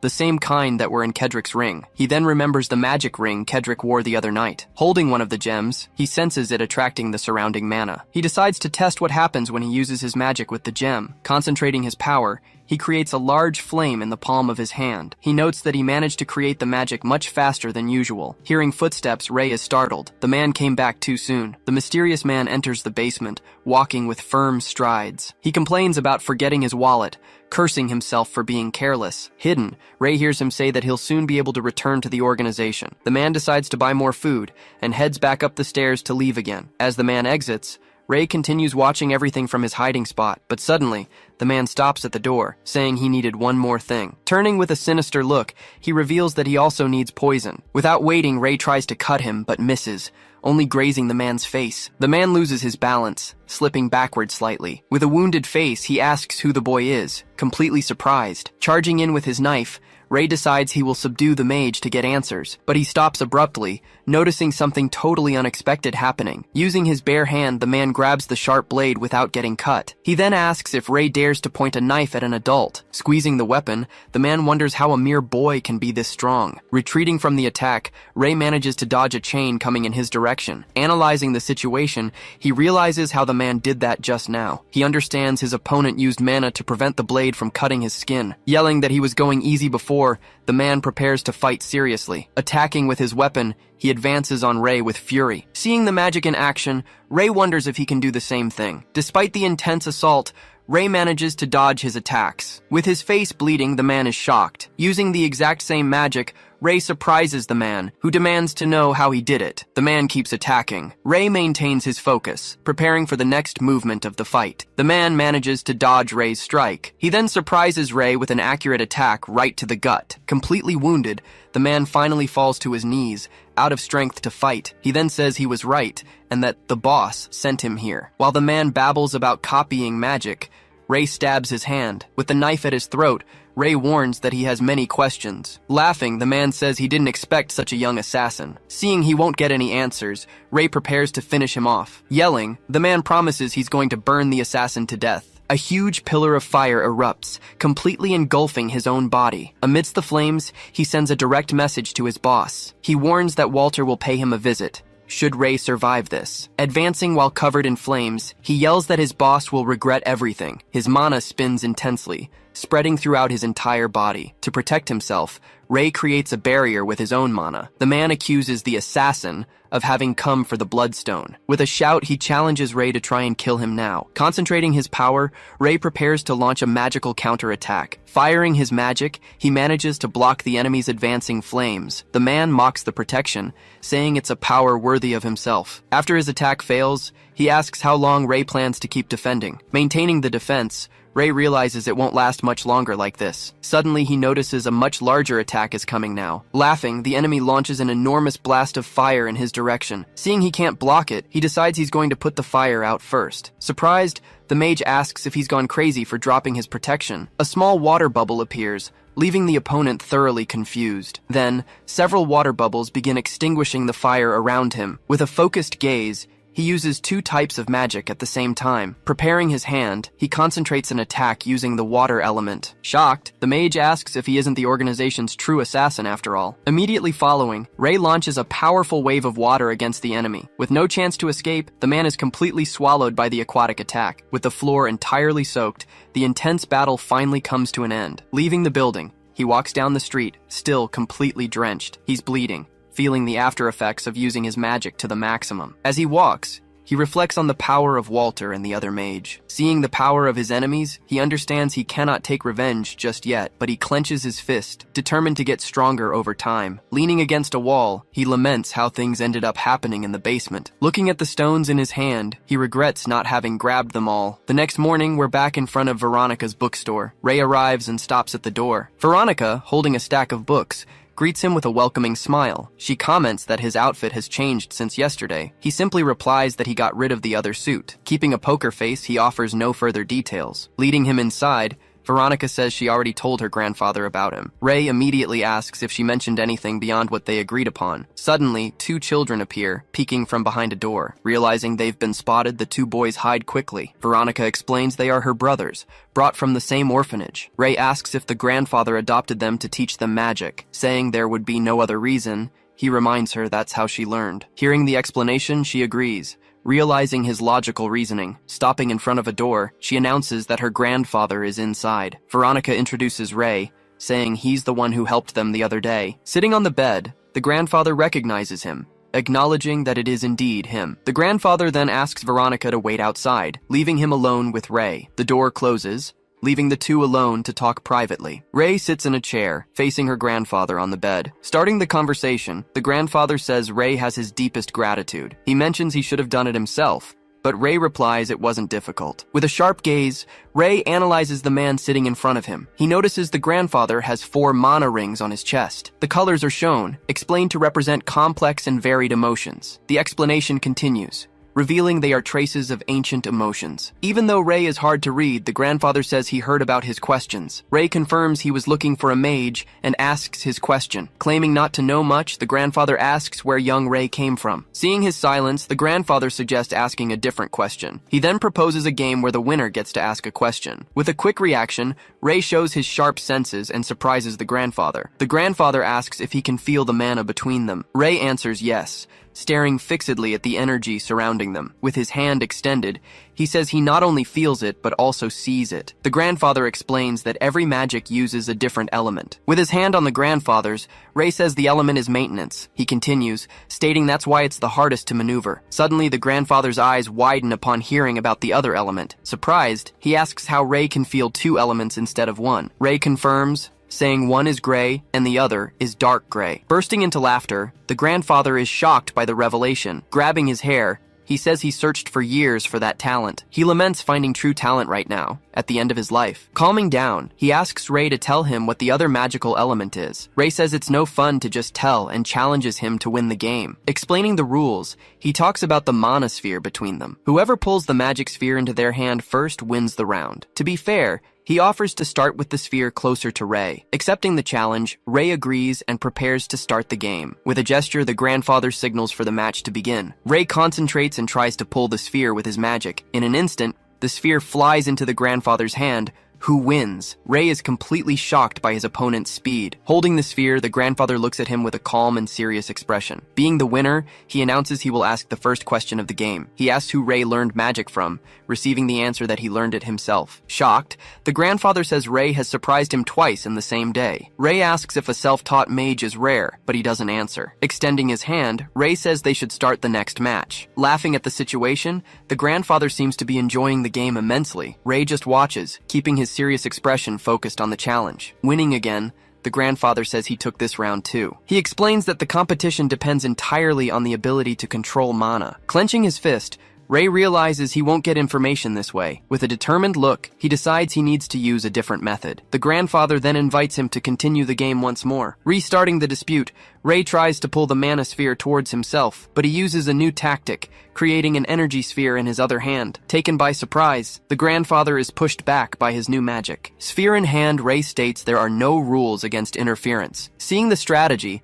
the grandfather authorizes him to ask his question now. So he asks something fundamental, wanting to know what mana is. With a smile, the grandfather repeats the word mana, intrigued by the question. He explains that mana is the fundamental element that constitutes all things. He explains that very few humans are born with the ability to perceive mana. But he warns that just feeling mana doesn't mean being able to use magic. Ray asks if talent is the ability to manipulate mana. Confirming, he explains it's about separating and combining the elements of mana. He says magic is a way to explore oneself. He quotes a saying about mana finding those who are honest. With that phrase in his head, Ray seems to reflect on that important teaching. Starting the next game, he throws the mana sphere in the grandfather's direction. Seeing Ray's ability, he's surprised by the quick learning. Holding the sphere, Ray finally manages to win the round against him. Seeing that he won, the grandfather asks what his next question will be. With the doubt in his mind, he asks about the rings that mages have. He explains that the rings are like containers to hold accumulated mana. The mana from the air accumulates and is refined inside the rings. Asking about the process, Ray questions if this facilitates mana usage. He explains that constant use of air mana causes poisoning. Describing the symptoms, he cites laughter, crying, or even intense anger. Warning of the danger, he says this can turn into a permanent mental illness. In a flashback, Kendrick appears, connecting mana usage to uncontrolled emotions. The scene shows he was immune to the poison because he didn't feel emotions. With an idea, Ray starts talking about an interesting new possibility. He says someone immune to the poison would have a great advantage in battle, but the grandfather replies he's never seen anyone like that. They would be too powerful. The scene then shows the infinite amount of mana that exists in the air. Then the grandfather asks Ray if he has any dream for the future. He confirms there is something he wants to do, and the grandfather asks what it is. With a determined look, he reveals there is someone he wishes to kill, but he also says there are people he would very much like to be able to save. Surprised, the grandfather says he has heard the first part, but not the second. Then he looks at him and asks if Ray would like to learn magic from him. Surprised, Ray is left speechless upon hearing the mage's unexpected proposal. He wonders why a four-circle mage would teach him, but the grandfather surprises him, saying he wants absolutely nothing from him. After a brief silence, he thinks a little about the offer received. With determination, he finally accepts the invitation to be his student. Hearing the answer, the grandfather seems satisfied with the boy's decision. With everything settled, he calls Veronica back into the room. She enters, and he invites her to sit together with them there. He then asks if she remembers why he adopted her. Confirming that Ray was looking for the rainbow, he begins to explain. He relates that the legend of the rainbow is a very ancient story. According to the legend, whoever finds the rainbow will have immense power, because that person will become an entity similar to a god. He then explains that a god is a being who can do whatever they want. With the new information, Ray understands the reason the other mage is looking for the item. Then Veronica begins asking her grandfather about the rainbow legend. Suddenly, an enormous object smashes through the window towards everyone. Seeing the attack, she becomes paralyzed, unable to move from the spot, but Ray protects her, blocking the object with his own hand. Even with his hand bleeding, he keeps her safe behind him. Amid the shards, Veronica watches the scene, completely shocked by everything. Seeing the floating shards, she wonders if it's wind magic. Ray just watches the attackers flee, saying nothing about it. In a flashback, he remembers the warning he gave Kendrick's henchmen, but through the window he sees they haven't given up attacking the bookstore. Looking out the window, the grandfather thanks him for saving them again. He then asks Veronica to to heal the wound on Ray's hand. She begins using her healing magic on his injured hand. While healing him, she says the procedure will finish soon. Crying, she says his skin might be scarred. In a memory, he thinks that scars can be useful to him. Reprimanding Veronica, the grandfather advises against using magic without a circle. He says the attacks have been happening for over a month now. With a hand on his head, he reveals that someone wants to buy the shop. Ray then asks if he has no intention of selling the bookstore. He says that was his intention, but the situation is becoming unbearable. In a flashback, he remembers opening that bookstore only half a year ago. His goal was to train disciples and finish his life's research. At the opening, the children congratulate him with a beautiful bouquet of flowers. Back in the present, he relates that she takes care of everything because of his illness. He fears that if he dies, things will only get worse for the children alone. So he decides to sell the place, but Veronica shouts that he can't. Standing up, she insists he absolutely cannot sell the shop. Grabbing his clothes, she reminds him that this was his childhood dream. But he explains that things don't always turn out as we wish. Head down, she repeats that she doesn't want to close the shop for anything. Crying desperately, she yells that she doesn't want to see him disappear forever. With tear-filled eyes, he calls her name, overcome with emotion. In that moment, he realizes he placed too great a burden on her. With a determined look, Ray makes an important decision right then and there. On another day, heavy rain falls over the city again. Lying in bed, the grandfather sleeps, suffering from the eternal sleep disease. Crying, Veronica explains he will sleep more and more until he doesn't wake up. She continues, saying he can only stay awake for a few hours. With a smile, she asks Ray to come back tomorrow to see him again. Already at the exit, she thanks him because his coat fit the grandfather. Then she says goodbye, wishing to see him again the next day. In a flashback,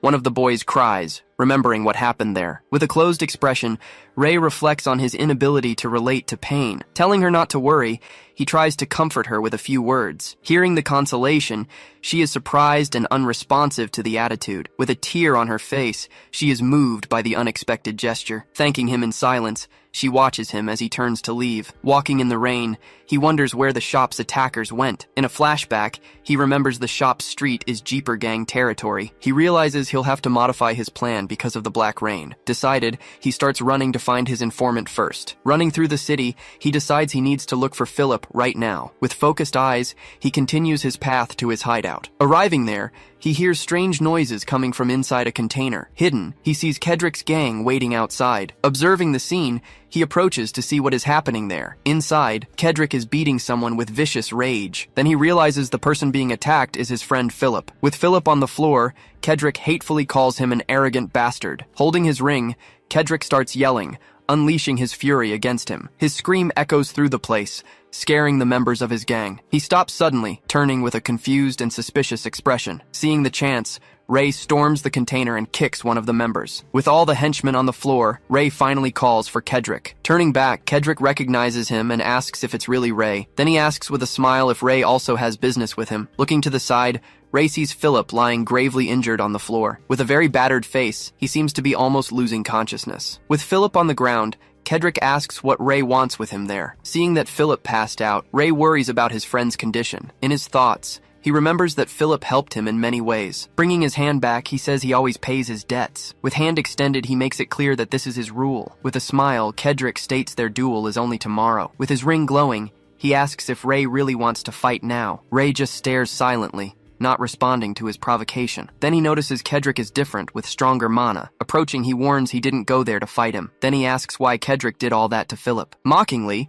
he says Philip came with a business proposal. With a sneer of contempt, he says that's all Philip does. Yelling, he says Philip only ever takes advantage of the strongest. Disgusted, he advances to attack Philip on the ground again with fury. With a battered face, Philip remains on the ground, nearly passed out. Grabbing his clothes, Ray stops him from continuing the attack on Philip. With a single movement, he throws Kendrick to the other side of the container. With a look full of fury, Kendrick recovers from the unexpected throw. Using his magic, he manages to land on his feet, sliding across the floor. Then he advances again, fist clenched and ready to attack, but Ray intercepts him, blocking Kendrick's punch with his hand. Creating a great impact, the two fists collide with much force. Standing still, they remain with fists locked against each other. Thereupon, Kendrick orders him to leave, saying it's none of his business. Holding his fist, Ray asks why he is doing that. Teeth clenched, Kendrick just repeats the question angrily. Without answering, he tries to land a direct punch to Ray's face. Yelling, he says he can't stand looking at weak people like Philip. Stepping back,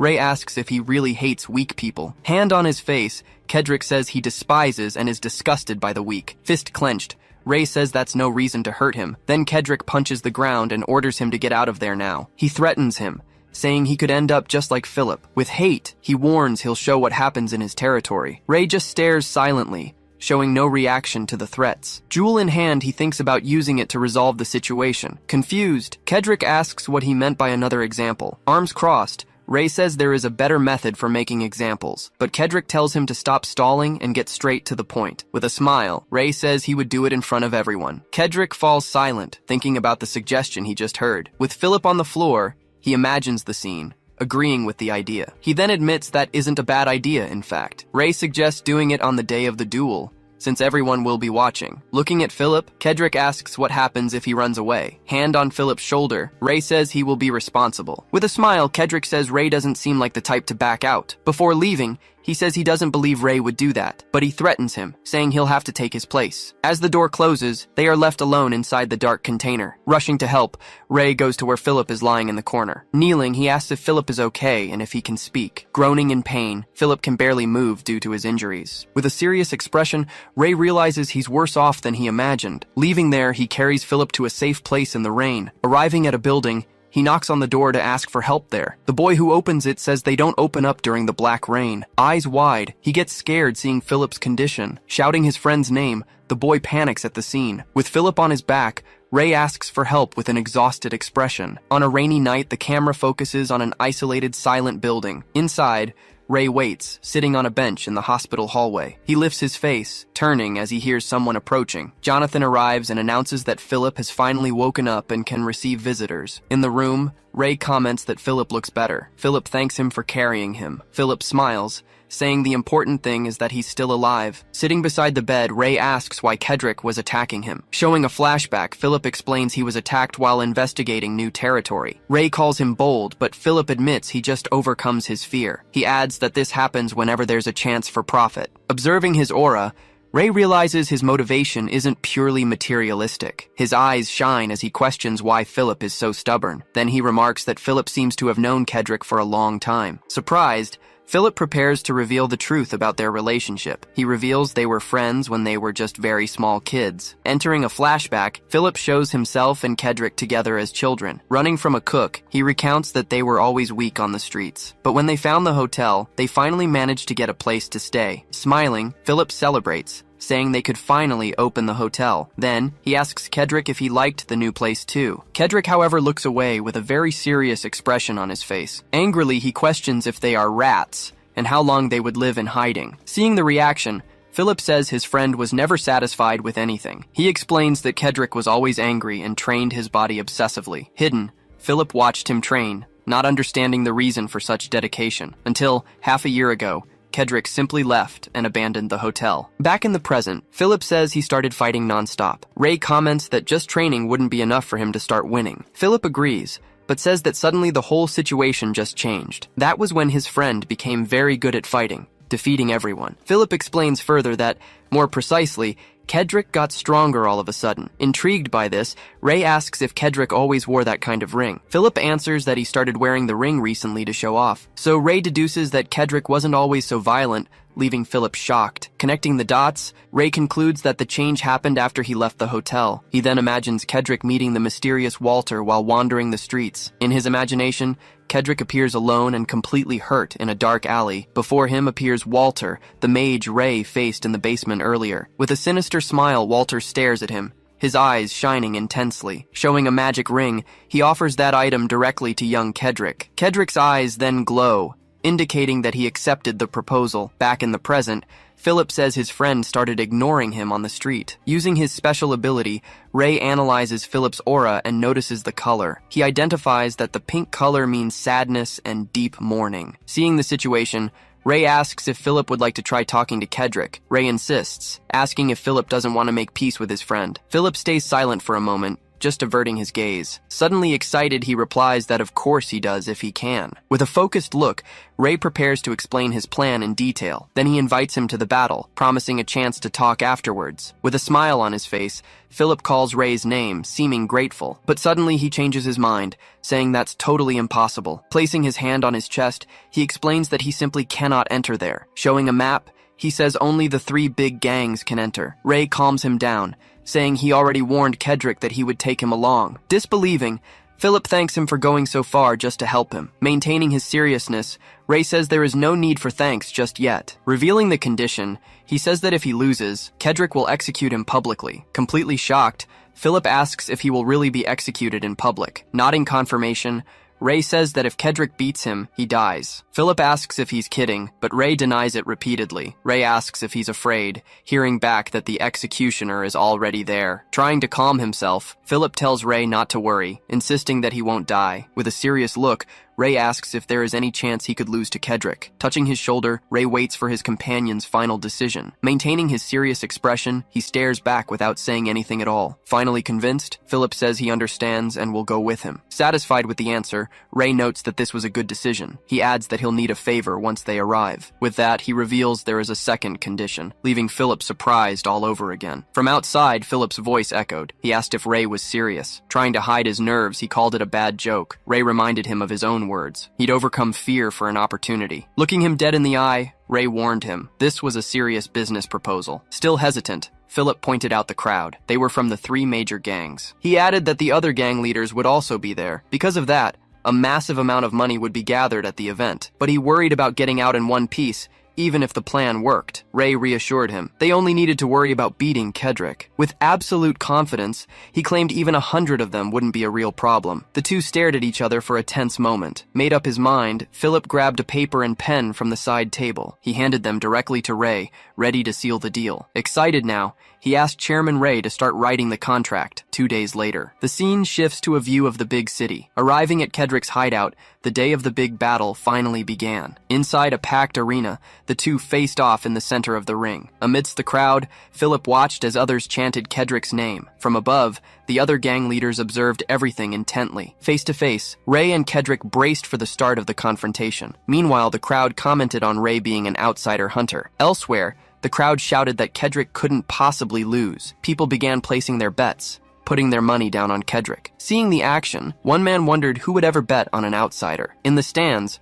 one spectator claimed they weren't there to make money. Smiling, he said he just came to see Ray get destroyed. Analyzing the crowd, Ray identified auras of excitement and also greed. Kendrick questioned him about coming alone. He had broken their previous promise. With an annoyed look, he asked if Ray was ignoring his final warning. Ray just replied not to worry, guaranteeing that he would arrive on time. Just then, the doors opened. Philip appeared in a wheelchair. Surprised, the crowd turned, wondering who else was arriving. Kendrick stared for a moment, recognizing the newly arrived figure. Then the crowd shouted Philip's name, finally identifying the newcomer. Confused, they wondered if the hotel staff would dare interfere in the fight. Kendrick yelled at the crowd, ordering everyone to be quiet immediately. He explained that Philip was a guest for the post-battle show. Extending his hand, he asked if that wasn't true, awaiting Philip's response. Maintaining a serious expression, Philip answered yes, confirming the statement. Ray turned away, observing the interaction between the two men from the ring. Philip and Ray exchanged a serious look,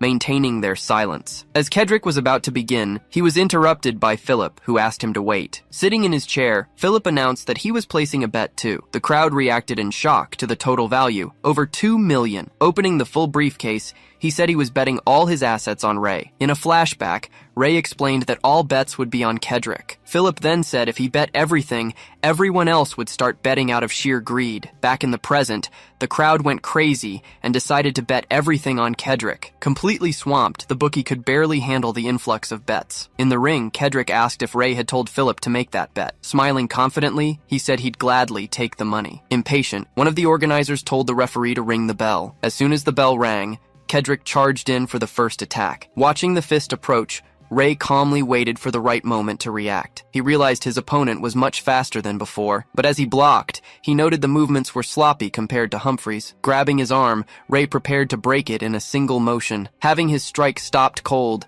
Kendrick was surprised by his opponent's strength. With immense force, Ray twisted his arm to create an opening. Kendrick laughed. He said Ray really could fight. Pointing at him, Kendrick called him a fun guy to face. Smiling sinisterly, he said he could finally fight with the intent to kill. As flames burned around them, Ray just stared back, refusing to back down. The crowd roared in the background as the two fighters clashed in the center of the arena. Spotting an opening, Ray surged forward again, readying a direct attack. But Kendrick dodged the blow, smashing his fist into the wall instead. The impressed crowd murmured, calling them both crazy but skilled fighters. Philip watched closely, realizing neither fighter had any intention of backing down. Surrounded by flames, they continued trading blows, stopping for nothing. Enraged, Kendrick screamed for Ray to die right there in the ring. Ray ducked under a high kick, timing his dodge perfectly. Planning his next move, Ray decided to take him down once and for all. He stomped on the ground, using the vibration to throw his opponent off balance. Seizing the moment, Ray grabbed him. Caught completely off guard, Kendrick couldn't react fast enough to escape. Ray held him firm,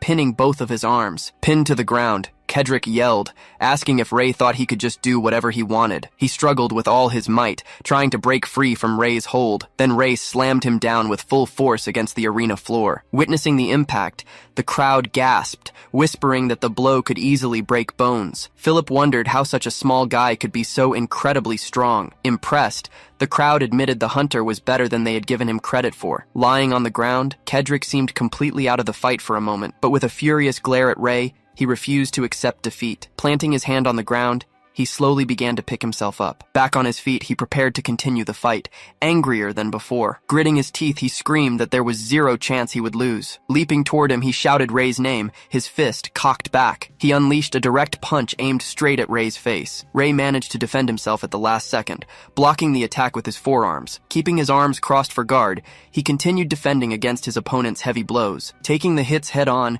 he struggled to withstand the impact. Realizing this wasn't going to end, Ray knew he needed a new strategy. His eyes focused, he remembered a lesson from his master. In a flashback, Niles explained that weight was the deciding factor in a fight. Back in the fight, Ray blocked another powerful attack from his opponent. Grinning, Kendrick continued his assault without showing any fatigue. Even though he was defending, the impact of the blows still hit him hard. In the flashback, Niles revealed that there was a way to overcome a weight difference. He explained that the technique to use was a joint lock. Back in the present, Ray stepped in and grabbed his opponent to counterattack. Using Kendrick's own momentum against him, Ray threw him over his shoulder. Landing on top, he quickly immobilized him with a rear naked choke. Pinned to the floor, Kendrick cursed him while trying to escape the submission hold. As Kendrick screamed, Ray just told him to submit and accept defeat. Refusing to lose, Kendrick activated the power of his magic ring. Using the ring's power, Kendrick managed to stand up. Seeing this, Ray realized that Kendrick was going to destroy his own body. With the ring glowing, Kendrick prepared for a final, desperate attack. But Ray managed to immobilize him again, grappling to tear the ring from his hand. Finally, back on the ground, the power of the ring on his hand began to fade. Yanking hard,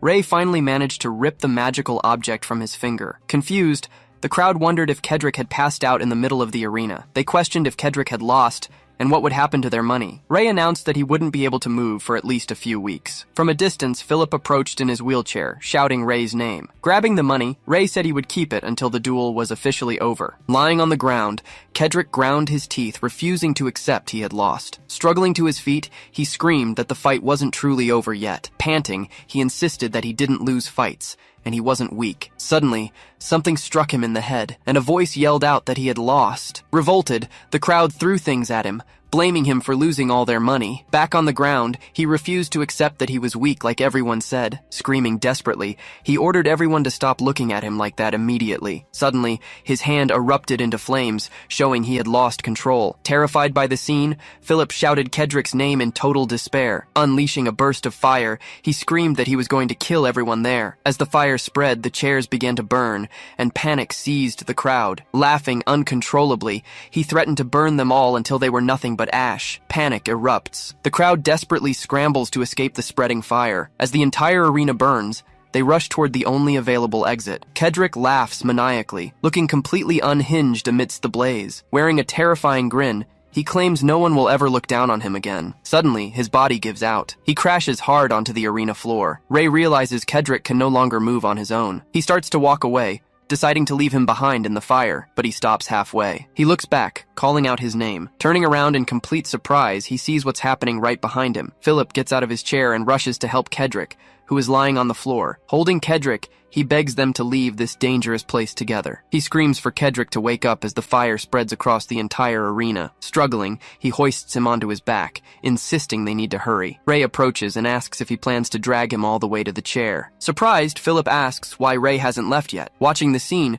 Ray remains silent at his companion's behavior. With great difficulty, Philip asks for help getting Kendrick into the wheelchair. Ray just stares at the situation, unmoving, wearing a displeased expression. Now seated in the wheelchair, Kendrick remains completely unconscious and still. Philip asks what they're going to do. Ray tells him to take Kendrick and leave. Offering the money, Ray is questioned by Philip about his own plans. He replies that carrying 2 people out of the fire would be too much, even for him. Smiling, Philip assures Ray that he'll be okay. Gripping the handle of a knife, Ray stares at him silently for a moment. The image of a wounded man appears, telling him to go to a better place. He then asks what Philip gains by risking his own life to save Kendrick. Denying any calculations, Philip says he didn't think much before acting that way. Insisting on the question, Ray wants to know the real reason behind his actions. Smiling, Philip answers that he and Kendrick are friends, and he just wants to protect him. Hearing the answer, Ray freezes completely, showing no apparent reaction. Finding it all strange, Ray just observes his companion's attitude. A flashback begins. He remembers the children and questions what friends actually are. In his memory, the children offer food, saying they are his friends too. Then,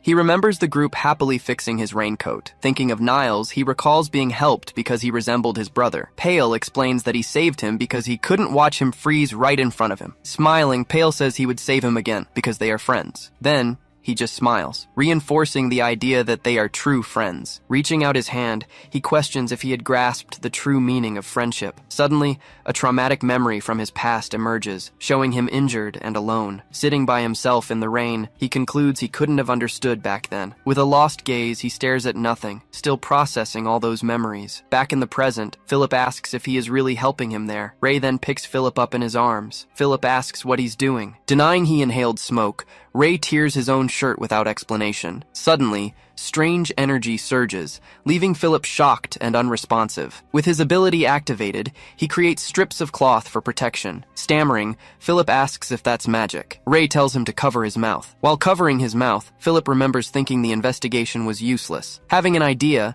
he suggests they can use water to put out the fire. Explaining that his magic has limits, Ray also covers Kendrick's mouth, but he warns that now Philip needs to answer his questions first. Then Ray asks directly what he thinks a real friend is. Questioning if that's important, Philip hears that the answer is very important. Coughing from the smoke, he answers that a friend is a friend. Saying their ideas are different, Ray asks for his definition of a friend. With shining eyes, Ray defines a friend as someone you've known for a long time. Philip just stares at him silently, listening intently to his definition of friendship. Philip finally understands the strange feeling he had while working with Ray. Calling his name, Philip warns that he isn't wrong, but something is missing. He explains it's someone who helps you and who you help back. Grabbing his clothes, he asserts that is what a friend is. Amidst the fire, Ray asks if Philip regrets his choices. Denying it, Philip says Ray was just responding to his feelings for Kendrick. He explains he means the desire to protect someone important. Smiling, he says this happens just because they are who they are. Repeating the phrase,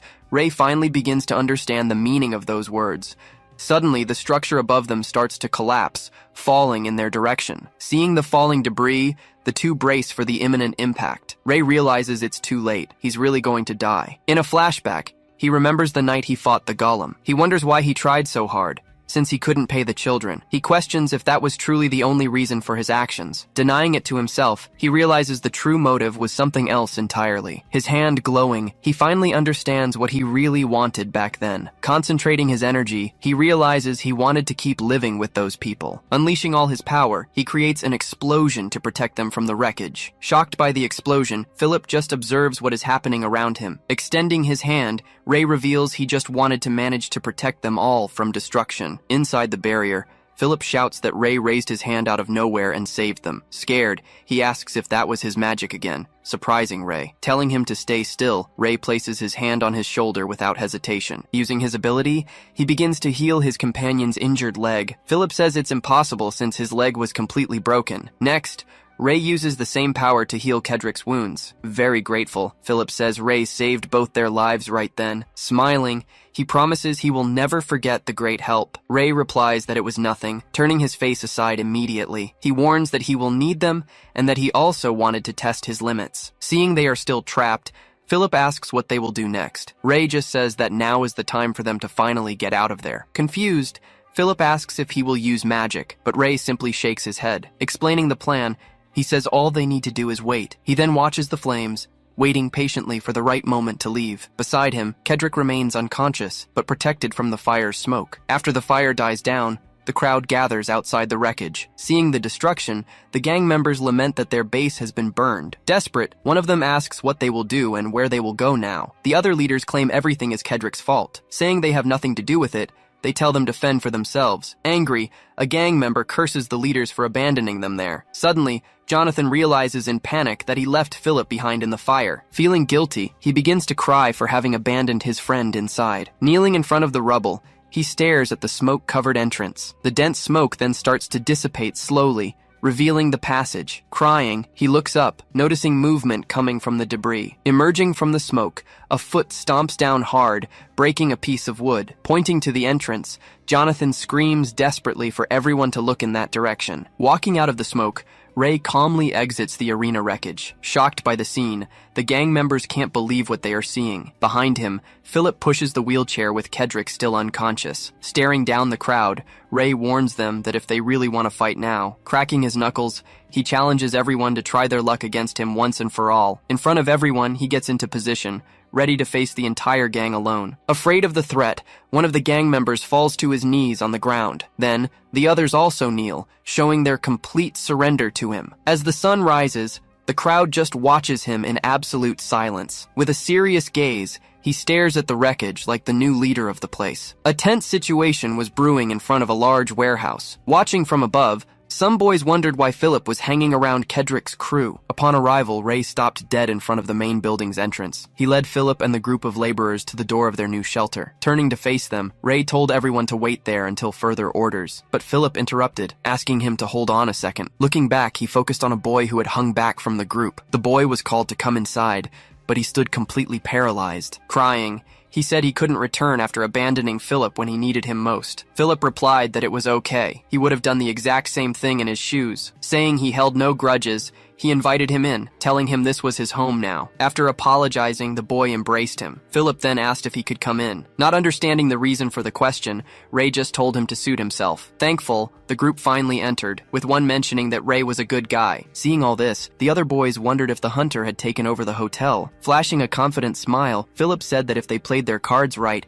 everything would get better. With a loud rumble, the large warehouse door finally opened for the group. Inside, everyone swarmed them, asking if Philip was okay and if he had won the duel. Seeing Kendrick's condition, the group commented on how injured and exhausted he looked. Philip didn't know how to move Kendrick, but then he heard Ray simply tell him to move out of the way. Wasting no time, Ray scooped Kendrick up, lifting him out of the wheelchair. Carrying the boy, he walked through the crowd as they parted to let him through. Later, Philip asked Ray about the things he had seen in the arena. Silent for a moment, Ray replied that he could use magic. Philip said he understood now, but knew he needed to handle the topic with care. Changing the subject, Ray said he preferred to settle their financial accounts first. He showed him the total gambling winnings, which added up to a small fortune. Handing over his share, Ray said he also wanted to make an important request. Curious, Philip asked what the request was. As Ray pushed the money toward him, he explained that their base had been burned down and asked Philip to find a new location. Adjusting his glasses, Philip told Ray to let him know if the payment wasn't enough. In response,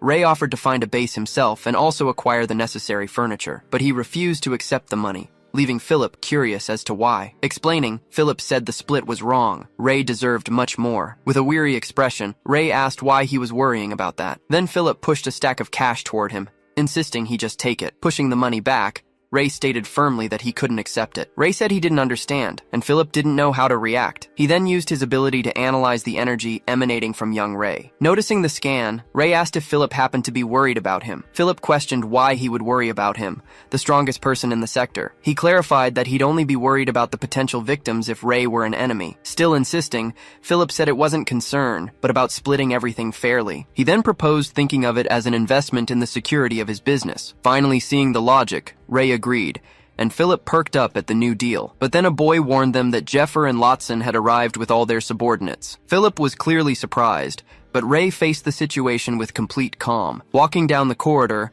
Ray explained that they had heard about the money and had only sent lookouts initially. He revealed he already knew about the spies, leaving Philip even more confused by everything. He said they would have had to face both gangs sooner or later anyway. Changing the subject, Ray questioned him about the investment conversation they'd had earlier. Stopping in front of the door, he announced that Philip was about to receive his dividends. As it opened, the two gang leaders commented that Ray had finally decided to show up. Jeffer taunted him, saying he thought Ray had died in the fire. Unfazed, Ray accused the two of starting the fire just to steal the money. Jeffer then turned to Philip, pretending to be disappointed by his supposed betrayal. He demanded straight out that they hand over all the betting money immediately. Not knowing what to do, Philip stammered as he tried to respond to the absurd demand. But Ray interrupted him and calmly said he would give them everything they wanted. After agreeing, he simply snapped his fingers, preparing for what was coming next. He tossed just a few coins in their direction, offering up the payment. Rolling across the floor, one of the coins stopped right near the leader's feet. He told them that was all they'd be receiving for their winnings. With an expression of pure rage,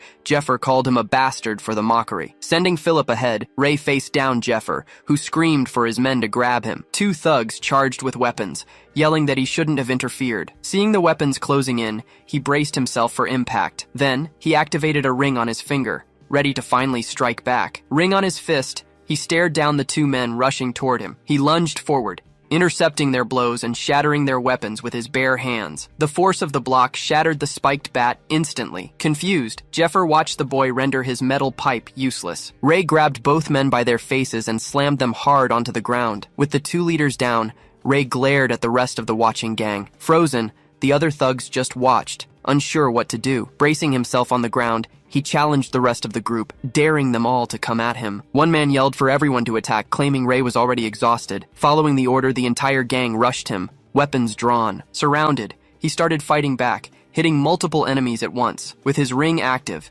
he kept fighting, showing zero signs of stopping. Amidst the chaos, he landed a direct hit on a thug's face. Without pausing, he attacked another enemy with a powerful punch to the gut right there. Watching from afar, one of the boys called the whole situation complete madness. They commented on how Ray was fighting alone, yet wasn't being pushed back. One of them remarked that seeing it all up close was cool as hell, but the other rebuked him, reminding him that Kendrick was still their leader. He shot back that everyone there complained about Kendrick behind his back anyway. Then they agreed it would be better if the hunter became their new leader. In the middle of the brawl, a thug ordered everyone to split up and invade the hotel. Seeing the new threat, the boys were totally surprised by the order. Hearing the plan, Ray turned around, nose bleeding, and asked what they had said. Suddenly, Kendrick's old gang charged forward to stop the hotel invasion. Spitting blood onto the ground, Ray remained standing, ready for whatever came next. Gathering his strength, he prepared to give a very clear order to everyone. Screaming at the top of his lungs, Ray ordered them to stop the invaders at any cost. With the order given,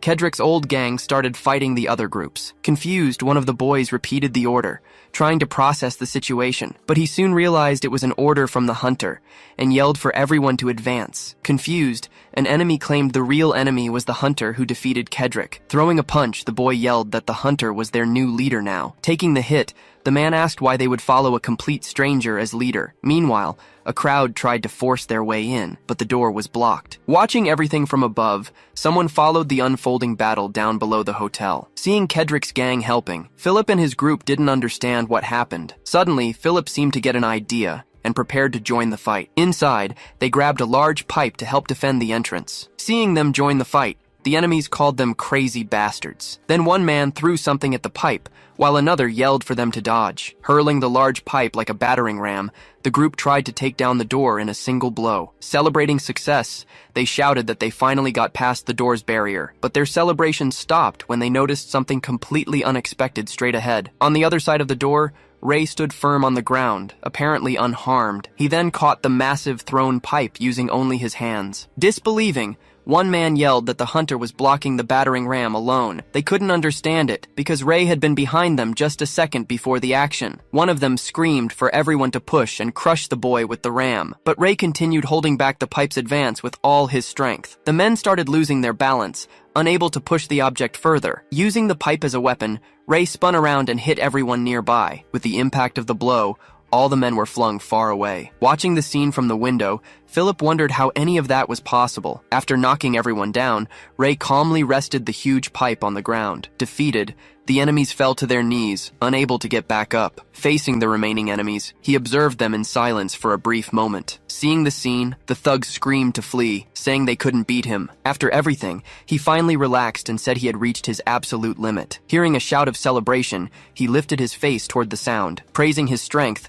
the crowd called him Lord Hunter and their new leader. In front of everyone, he heard the crowd chant his name in a grand celebration. While watching the boys celebrate, he stood still, just watching the scene unfold. Not understanding the reaction, he just remained standing, observing the shouting crowd. Being pushed by the crowd, Philip tried to ask them to wait a moment. Getting up close, Philip looked at Ray, who seemed about to faint. Unable to hold on any longer, Ray finally passed out and fell backward onto the hard ground. With his eyes closed, he just lay there on the ground, completely motionless for a moment. Running over to him, Philip supported him while the other boys approached to help. In a totally unknown place, Ray wondered where he'd ended up. He was alone in the empty void. He kept walking, not understanding what was happening. Further ahead, he wondered if this was all a dream. He rarely had them. Suddenly, a mountain of debris appeared, making him stop to look at the obstacle. He climbed it to the end. Standing on top of the wreckage, he faced an approaching light. The light drew closer to him. He just watched it motionless for a moment. Seeing the light get near, he raised his arm to finally try and reach it. Just then, two figures identical to him also raised their hands toward the light. Reaching out, he finally approached to touch the object's surface, but upon contact, an invisible barrier started cracking right in front of him. The barrier shattered completely, releasing whatever was locked inside. It enveloped him, lifting his body upward. Floating in the unknown space, he looked around. He didn't understand what was happening. He wondered what it all meant. Then, his eyes reflected the scene unfolding before him. Suddenly, he woke with a start, shaken by the dream. Sitting up in bed, he wondered if he was in the infirmary at Philip's hotel. With a hand on his head, he said he seemed to have dreamed of something. Just then, two men entered the room and asked if he slept well. Then they asked if Ray was hungry, offering him a meal. Refusing the food, he asked them to tell him the date and time. After hearing the answer, he realized he'd slept there for an entire day. Getting out of bed, he announced he was going to leave the room for a moment. From above, he watched the boys talking about their new jobs and routines. Seeing the organization, he called out to a group passing down below. Approaching them, he asked if they needed help with any kind of work. One of them answered yes, saying they were strong enough. Awkwardly, the boys said they weren't bragging or anything. Then, one asked if Ray could help move shelves to the warehouse. Other boys offered to help too, since they had nothing else to do. While watching the boys interact, Ray used his ability to focus on one of them. With his eyes activated, he sensed a feeling of guilt coming from a boy. Going down the stairs, Ray surprised everyone, who shouted that the hunter had finally woken up. Several boys surrounded him, asking if he was okay and praising his fight. Not knowing how to respond, he just faced the barrage of random questions he received. Preparing to shout, he almost told everyone to go away, but was interrupted by a sound. Looking down, he heard a familiar voice, and wondered whose it could be. Suddenly, a man was seen running, and another shouted for everyone to stop him. Getting closer, Kendrick pulled a weapon hid in his clothes. Running toward Ray, he called his name and readied his attack. With his hand raised, Kendrick showed a scalpel, ready to hit Ray. But Ray asked the others to back off, saying he would handle it alone. Shouting that Ray was going to die, Kendrick advanced with the scalpel in hand. He then leapt at Ray, trying to land a direct blow to the neck, but the blade stopped inches from his face, unable to complete the attack. Staying still, Ray just stared at the tip of the scalpel nearing his eye. Unable to move, Kendrick shouted again that he'd kill him right there. Confused, he asked what was wrong, not understanding why he couldn't move. With his hand, Ray held his wrist with impressive strength and calm.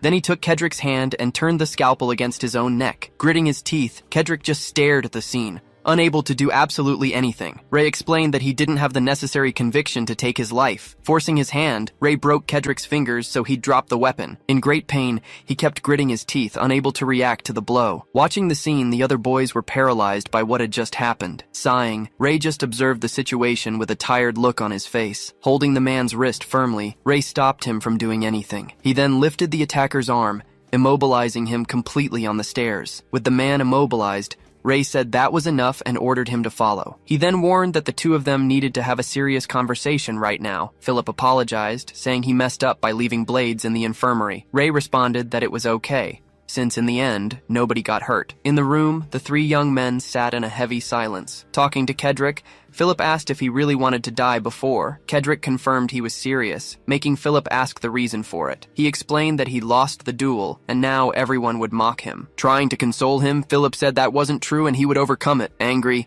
Kendrick banged on the table and shouted, asking what he knew. He kept shouting that Philip knew nothing about his life. At that moment, something strange began to manifest in Kendrick's chest. Looking closely, Ray noticed his mana was disappearing quickly. Changing scenes, Veronica explained to Ray about charge stones. Back! Kendrick shouted desperately, asking why he was saved by Philip. Philip yelled back that he saved him because they were friends. Hearing that, Kendrick glared at him and asked if they really were friends. Kendrick shouted, reminding Philip that he tried to kill him and assaulted his men. He questioned how Philip could still call him a friend after everything. Philip replied that he must have had his reasons, but Kendrick told him to stop. Watching everything, Ray realized Kendrick didn't have red mana in his body. Then, Philip reminded them that they spent half their lives together. He insisted, asking why Kendrick did all those things. Holding his hand, Philip begged him to tell the truth. He asked that if Kendrick considered him a friend, to tell him everything. Very angry, Kendrick just wondered why he insisted on that. In a flashback, they appeared much younger,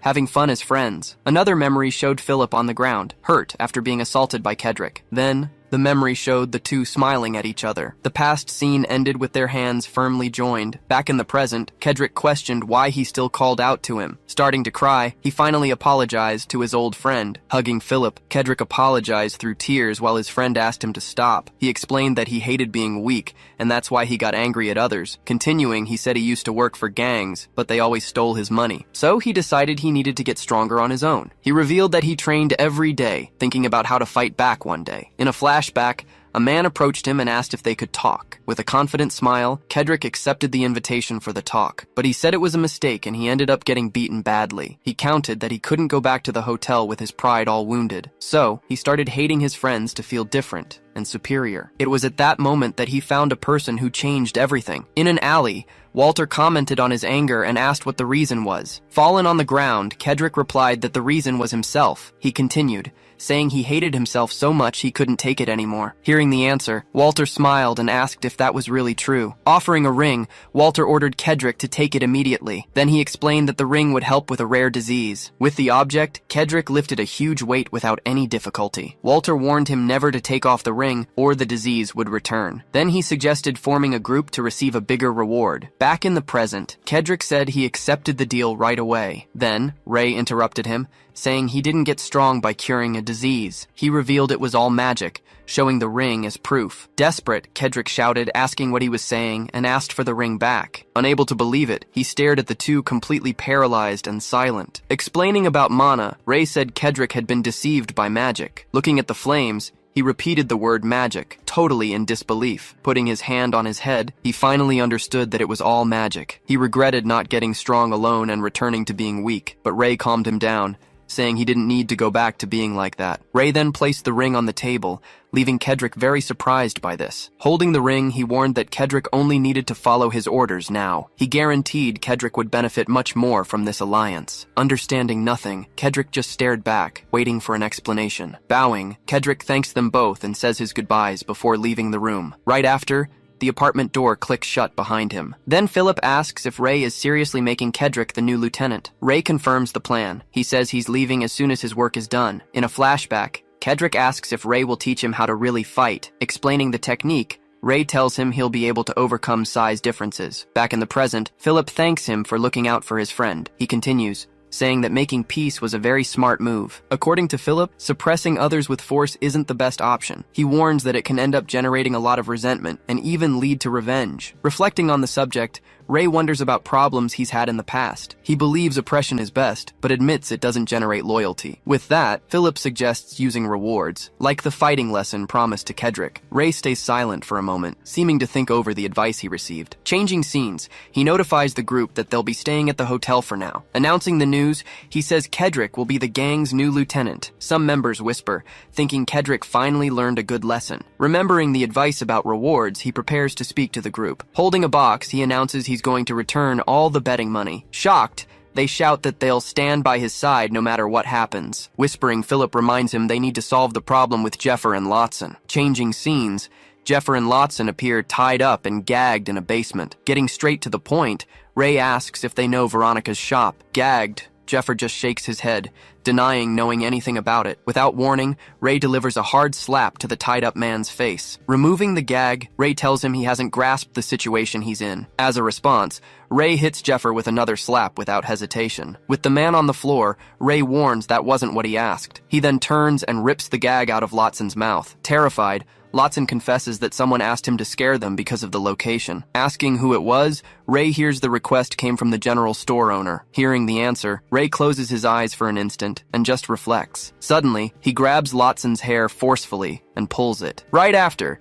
he lands a sequence of brutal punches on the man's face. With his face battered, Lotson can only grumble in pain on the floor. Covered in blood, Ray screams in rage after the assault he committed. Observing the scene, Philip concludes that this is Ray's true way of acting. Meanwhile, Philip continues to analyze the situation with great attention and care. Understanding the plan, he sees the action serves as an example for everyone. He realizes that if it's a calculated act, it is very cold and effective. After the beating, Ray gives the two fallen men a new task. Warning them to do it carefully, he tells them not to cause problems for the group. Threatening both of them, he says he'll hunt them down if anything goes terribly wrong. Terrified, the two men just moan in fear on the warehouse floor. Carrying the men on their shoulders, gang members leave the scene at night. Changing scenes, the group gathers for a big celebratory feast. At that point, one of the guys asks if anyone has seen the hunter around. He wanted to bring food, but Ray was already outside, alone. Looking out at the city, he stands with crossed arms, observing everything in silence. Philip's definition of friendship reappears in his mind now. Then the children appear, the only ones he has ever shown concern for. Afterward, he considers that he would also like to be able to call Niles a friend. Lying on the sofa, he asks himself if one day he will have friends again. He concludes it will be difficult, as his lack of emotions makes him different. Only Niles and the children have treated him without any prejudice so far. Suddenly, Philip arrives and offers him a cup with a hot drink. Saying it's cocoa, he comments that he thought Ray liked sweets. Philip asks if he can sit beside him, and Ray simply agrees. Without saying anything, Ray just takes the mug and takes a sip. After tasting the drink, he gets a very surprised look on his face. Just smiling, Philip watches Ray's reaction while he drinks. Holding the mug, he feels the heat coming from the hot drink. Under the starry sky, the hotel building falls completely silent. Ray tells the boy he's heading north and says goodbye in front of the hotel. He walks through the city streets toward his next destination. As he passes, one man hurriedly pulls another into hiding. Finally arriving at the bookstore, he stops in front of Veronica's shop. Almost immediately, someone opens the door from the inside. Veronica runs to greet him, saying he finally showed up. She explains she was very worried about his disappearance these past few days. Suddenly, she notices something on his face and stares in shock. Removing his hood, he reveals injuries. She asks if he was in a fight. Ray tries to answer, saying everything is perfectly fine. She denies it, saying he is not well, and starts using magic. Energy begins to concentrate right in front of her for a healing spell. Surprised, he watches the magic she tries to use on him. Just as she's about to heal him, she yells, realizing her mana has simply run out. Healing himself, he says he already took care of the wounds alone. Apologizing, Veronica says she didn't even think about that because he looked so hurt. Saying it's okay, Ray tells her it's time to finally see her grandfather. As he climbs the stairs, he calls out to ask a direct question. Looking back, he asks if she considers him a real friend. Surprised by the question, she stammers. He confirms what he just said. Reflecting on friendship, he wonders what criteria people use. Meanwhile, she thinks about how he saved her twice even though they haven't known each other long. Ray just waits for her answer, watching her in complete silence for a while. After thinking it over, she finally makes a decision about him. With a big smile, she confirms that yes, he is her friend. After hearing her answer, he just continues up the stairs to see her grandfather. Running after him, she calls out and asks for his answer. When he turns around, she asks if he also considers her a friend. They stare at each other for a moment, creating a tense atmosphere. Bluntly, he answers, no, leaving her totally shocked. Red-faced, she is completely speechless after his reply. Suddenly, an angry shout echoes from outside the bookstore. He tells her to go ahead,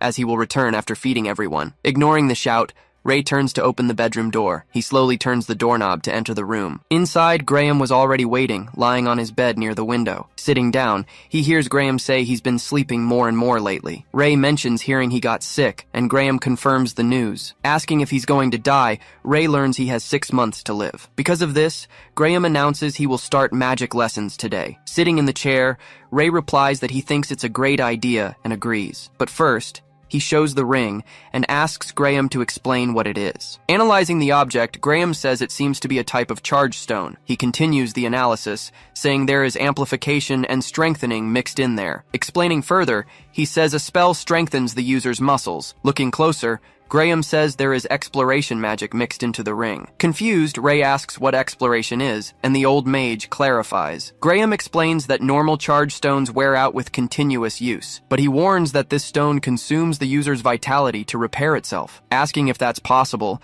Ray learns that vitality is mana. Graham then says that not just anyone creates this dangerous spell. Ray tells him the ring belonged to the previous leader, who got it from someone in Merc Red. Hearing the name, Graham's eyes widen, completely shocked by the information. So Ray asks if he knows the group, and Graham says it's impossible not to know them. He describes Merc Red as the most dangerous organization in the entire underworld. According to him, the group deals in all kinds of crime and is very secret. He reveals that the great danger is that they are all powerful mages. Ray asks if mages are common, but Graham immediately denies it. He explains that the red gem is the group's symbol and represents their addiction to mana. Impressed, Ray comments that Graham knows a lot about this secret organization. Remembering the past, Graham says he spent his youth searching for the so-called rainbow. He reveals that the story is known among rainbow hunters. With a serious look, he reveals that Merc Red possesses part of the rainbow. Receiving the news, Ray is completely paralyzed, unable to say a word. He questioned what he'd just heard. Was the rainbow just something in the sky? Graham explained that he found the Merc Red gems during his research. Seeing the item's high quality reminded him of an old story. As a gem of infinite light, the rainbow was a source of mana. Asking for a better explanation, he wanted to know what happened to the gem. So,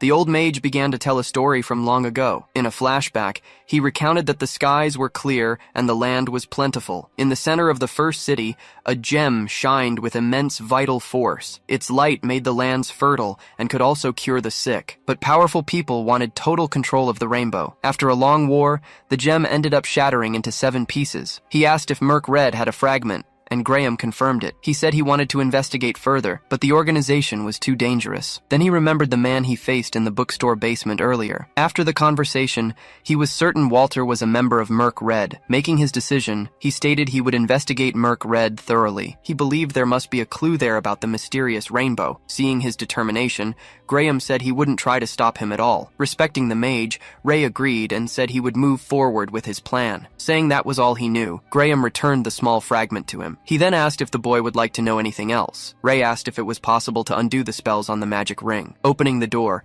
Veronica announced she was coming in to see her grandfather. Seeing the two of them, Graham announced he would start the lesson with the basics today. To begin, he explained that all magic starts with the formation of a circle. He continued, saying that circles prevent dangerous mana addiction. Passing through the circle, mana is refined according to each person's traits. Thus, there is a restriction on which spells each person can use. Remembering the mages he knew, he noted they all had different colored mana. To continue, he asked Veronica to explain the method for forming a circle. Starting the lesson, she said the first step is to gather mana in the hands. She then recommended he use a type of mana he already masters well. Next, the mana must be sent through the arms until it circulates in his heart. With the energy flow, a circle forms around the heart. Maintaining focus, she warned that the speed must increase without ever stopping. This movement needs to become increasingly fast and constant around it. Suddenly, the mana circle she was creating ended up undoing itself completely. Looking at her hands, she was surprised to have failed the demonstration. She explained that you need to maintain total control of the mana until the end. Graham told her not to be sad,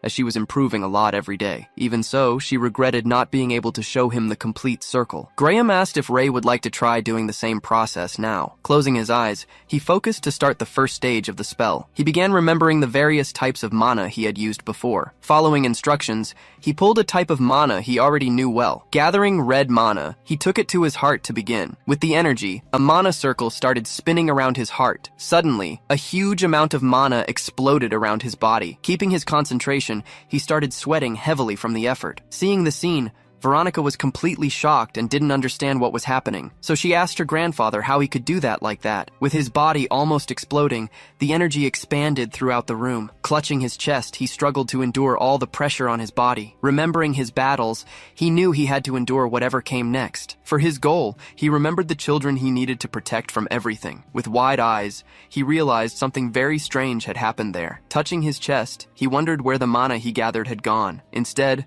A different energy now began to surround his entire heart. Soon after, the red mana started spinning again with much more intensity. Finally, the energy stabilized, forming a perfect circle in his chest. With stabilized energy, a perfect mana circle formed in his heart. Looking down, he saw the mana circle glowing in his chest. Opening his eyes, he was totally paralyzed by the result of his spell. Touching his chest, he realized he finally managed to create his mana circle. Excited, Veronica held his hands, saying that was simply incredible. Smiling, she shouted that he actually managed to create a magic circle. Shaking him, she called him a genius, making Ray reflect on the word. Graham said that even he, a prodigy, took 3 months to achieve it. Asking for calm, Ray heard Graham say he is much more than a genius. Analyzing the circle, Graham explained that its elements are strengthening, weakening, and regeneration. Furthermore, he stated that all types of mana exist within Ray. In the scene, examples of mana appeared, like red, pink, and white. Surprised, Ray asked if Graham could see the mana inside his circle. Responding that he could feel it, Graham advised him to hide the circle by stopping the flow. Concentrating on his chest, he tried to stop the energy flow of the magic circle. The mana flow then interrupted, and the magic circle completely disappeared. Offering advice, Graham said it's better to hide the circle in daily life. Concluding, he explained that the circle needs to be exposed to use magic. Graham observed that he didn't seem the least bit tired from the process. Suggesting a test, Graham warned he would use a spell for him to copy. Joining his hands, he started concentrating his mana for the spell. He then created an object with a very complex shape using his magic. Asking if he could do it, Graham left Veronica completely unresponsive. She was shocked, as the magic was very complex and without any explanation. Without hesitating, Ray began replicating the magic object perfectly right away. Seeing that, Veronica and her grandfather were completely shocked by the scene. To test him further, Graham created other shapes much more complex than the first. He continued, even creating statues to see the boy's limit. Completely shocked, Graham admitted that his power surpassed all expectations. With the test finished, the old mage lay on his bed, very tired. Outside the room now, the two started talking about the test. Impressed, Veronica asked how he managed to do all that so easily. He replied that he just tried and it worked, leaving her very irritated with that. Smiling, she said he is really incredible anyway. Going down the stairs, she said he is the most talented mage she had ever seen. Suddenly, he called her, making her turn to look at him. Ray then asked if she felt envious of the power he just showed. Not knowing what to answer, she stuttered and said maybe she felt a little. He continued, asking if she didn't feel anger or hate him for it. The boy explained that the people he knew always felt that about him. She then confirmed she felt envy, but not the way he imagined. After thinking a little, she put her hand on her head to decide. Then she said she felt envy, but not jealousy, leaving Ray very confused. She continued, saying that maybe it's because they are real friends. Hearing the answer, Ray was completely paralyzed and without any reaction. He asked if friends don't feel jealous of each other, but she denied it. With a sinister smile, she said he needs to accept the friendship soon. In a flashback, Pale offered half his cookie for him to eat. Saying he understood more or less, Ray seemed to agree with her explanation. With a worried look, Veronica stared at him in silence for a brief instant. Walking ahead, she said he really is a very strange boy. He just heard her comment without responding or showing any reaction. He then called her by name, making her ask what he wanted. With a serious expression, he asked if she could teach him to read. She repeated the question, wondering if she herself could do such a thing. With her hand on her face, she seemed to think about the proposal he made. Full of determination, she shouted that she would teach him to read anyway. Before they started, she warned there was something to be done first. He stared at her, expecting her to ask for something dangerous in exchange for the favor. Preparing for the worst, he asked what he needed to do for her. Smiling, she ordered him to go take a bath on the second floor. Totally without reaction, he heard that she was going to get clean clothes for him. The scene shifts to the bookstore, focusing on Veronica. She turns suddenly, asking Ray if he's finished up. Just stepping out of the shower, Ray loudly asks where he should leave his towel. Seeing him in that state, Veronica turns bright red and freezes completely for a moment. He notices her staring and asks why she's looking at him like that. Reacting with a jolt,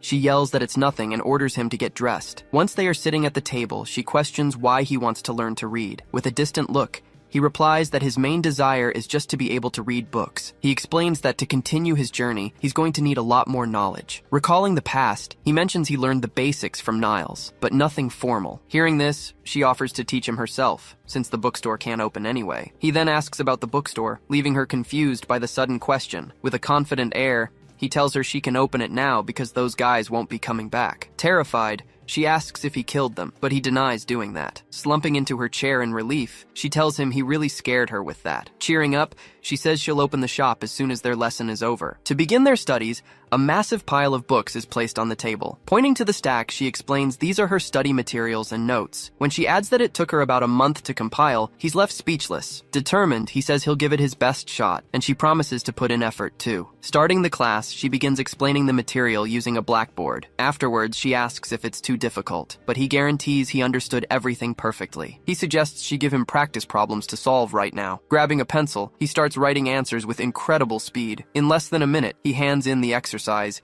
saying he's finished. Correcting the first question, she sees his answer is completely right. Looking over the rest of the page, she's shocked by the results. Smiling, she shows him that he missed only a single question on the test. Happy, she says. At this pace, they'll advance through the material very quickly. Suggesting they stop for today, she adds there's one more thing to discuss. With a serious expression, she reveals she has a request for him. A bit awkwardly, she asks him to observe her while she casts a circle. He replies that he doesn't think he'd be much help since he doesn't teach well, but she insists she only wants him to watch and give his opinion. He agrees to do it as payment for the lessons. With a huge smile, she thanks him for accepting. Returning to organizing, she starts tidying the books stored in the shop. While she works, he asks if he can read the books lying around. She lets him, but asks if he can manage it alone yet. To help, she tells him to look for a dictionary on a specific shelf first. Carrying things, she explains the book helps with words he doesn't know. Curious, he asks if the dictionary defines rainbow. Unsure, she says, since that's related to magic,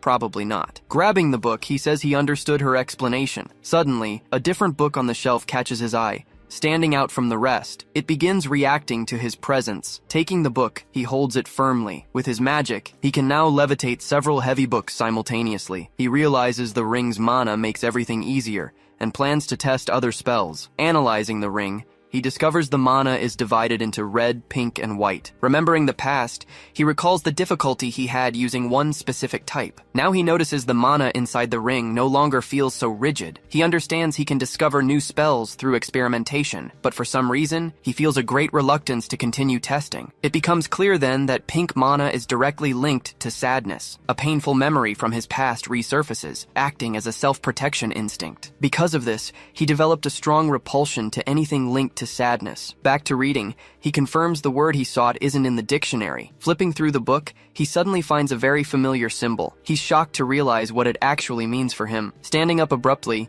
he warns Veronica that he needs to leave for a moment. Confused, she asks where he's going, but he just asks her to leave the books. Running out of the store, he finally understands what was really happening. He realizes that man's real objective was something else from the very beginning. In the book, he finds the word offering, and its meaning tied to a ritual. An image of an animal sacrifice perfectly illustrates the concept. With this information, he starts connecting the dots regarding that man's plan. It became clear the intention was to offer street children for some kind of ritual. It all seemed directly connected to the red gem in the magic ring. Putting the pieces together, he remembers that Kendrick's group was nearing 66 members. So, Walter was just waiting for Kendrick's final report on everyone. Later, he goes to a restaurant and finds a table full of food. Totally surprised, he mentions he only ordered a simple drink. Smiling, the boy explains that the other children paid for everything. Asking about Walter, he discovers the man was 3 hours late today. He secretly shares that he saw Walter smiling, saying the time was coming. Thoughtful, he eats a little while analyzing all the new information. Meanwhile, the scene shows the Grand Merc Red building with a rainbow. Heading underground, he knows he can't investigate without knowing when they'll return. Standing in an alley, he seems to consider his next move. Walking down the street, he spots a small group of boys chatting ahead. He keeps watching, staying silent and attentive to the group's movements. Meanwhile, one boy brags that he punched someone. Coming up from behind, he puts a hand on the boy's shoulder and asks for his attention. Annoyed by the interruption, the boy whirls around, ready to throw a punch. Then, the boys are shocked to realize it's the famous Hunter. Completely scared, they ask what Mr. Hunter wants with them. Remembering some advice, he recalls Philip saying to use the right tactic. He explains he wants to be warned when the man appears, promising a reward. As a reward, he offers a full meal directly from that famous local restaurant. Imagining all that food, the three boys' mouths water just thinking about it. Yelling in unison, they guarantee they'll do their best to complete the task. Deal closed. He goes down the stairs and quietly leaves the area. Reaching the door, He prepares to finally enter the underground hideout. Then he notices a new lock that wasn't there before. He tries to pick the lock with magic, but something seems wrong. Suddenly, the lock reacts violently, completely repelling his magic. He wonders if Walter placed some kind of protection spell on it. Weighing his options, he knows that if he breaks down the door, he'll be discovered. But one of the boys appears running, screaming for Mr. Hunter on the stairs. Desperate, the boy warns that the man they are looking for just arrived. He wonders if he'll be recognized, since it was dark before. Walter passes right by him as he leans against the wall to avoid attention. Stopping suddenly, Walter stares at him with a serious expression, analyzing the boy. Unfazed, he just stares back, maintaining his firm posture. Seeing he wasn't recognized, he's relieved to have gotten the information. Cutting to the next day at noon, the scene shows an overview of the city. Leaning against the wall, Ray and Kendrick wait together for the upcoming meeting. Kendrick seems a little insecure about the plan, but Ray tells him to just obey. Suddenly, the boy is shocked to realize the figure approaching them. Arriving with an intimidating presence, Walter walks toward the two young men. With a serious look, he stares at them from afar, showing no emotion. Bowing, Kendrick greets him, saying, "It's been a long time, Professor." Walter tells him to stop with the formalities and show his face. But before the report, Walter interrupts him, putting a hand up. Looking at the boy beside him, he asks directly who that is. Explaining the situation, Kendrick says the boy is the group's new vice leader. With a quick gesture, Walter grabs him and orders him to raise his head. Getting close to his face, the man asks his name in a threatening tone. After a short pause, he answers the man with the name Niles. Raising his face, he reaffirms with conviction that his real name is Niles. Analyzing the boy, Walter seems to accept the explanation. He then tells him to work hard, believing that he really didn't remember anything. Asking about the group, Walter wants to know how many people have been gathered so far. Kendrick assures him he is choosing only the strongest, according to the agreed conditions. Satisfied with the answer, Walter starts laughing in a very sinister and scary way. Laughing loudly, he says the boy is doing a very good job. He promises to take Kendrick to the organization as soon as the target number is reached. Walter explains they got lucky because the organization wants to train a new unit. Excited, Kendrick says meeting his master was a true blessing in his life. But privately, he thinks Walter has lost his mind, since no one from the organization would dress poorly. Raising his hand, Ray asks permission to ask an important question. He asks which sector headquarters is in, but Walter denies the existence of branches. Using his ability, he realizes Walter is telling the truth right then. Changing his mind, Walter says headquarters is in Sector 43. However, Ray notices his mana waver, indicating it was a lie. So he decides to ask one more question, wanting to know another important thing. Asking what the boss is like, he makes the man completely tense. Turning to the boy, Walter seems to think carefully about his answer. With a frightening expression, he slowly repeats the word boss. Then he seems to go into a trance, repeating the same word. In his mind, an image appears of him bowing before a giant figure. Coming back to reality, he says the boss is an incredibly amazing person. He continues, saying no one would dare even look in his master's direction. Using his ability, Ray detects a strong feeling of admiration coming from the man. But he can also perceive an overwhelming fear within that admiration. Changing the subject, Walter asks when Kendrick is moving to the new location. He then warns he'll be back in 3 days to check on the new boys. Seeing the man turn away, Ray discreetly activates his ability again. With a hand movement, he creates a trail that starts following him. The trail extends, marking the entire path Walter is taking. Then he realizes Walter is releasing his mana entirely on purpose. Using the whole factory as a canvas, he draws a huge circle on the floor. With one last movement, he finally completes the drawing of that massive magic circle. Then he puts his hand inside his coat to grab something hidden. He pulls out several hidden pieces of a broken gem. Scared,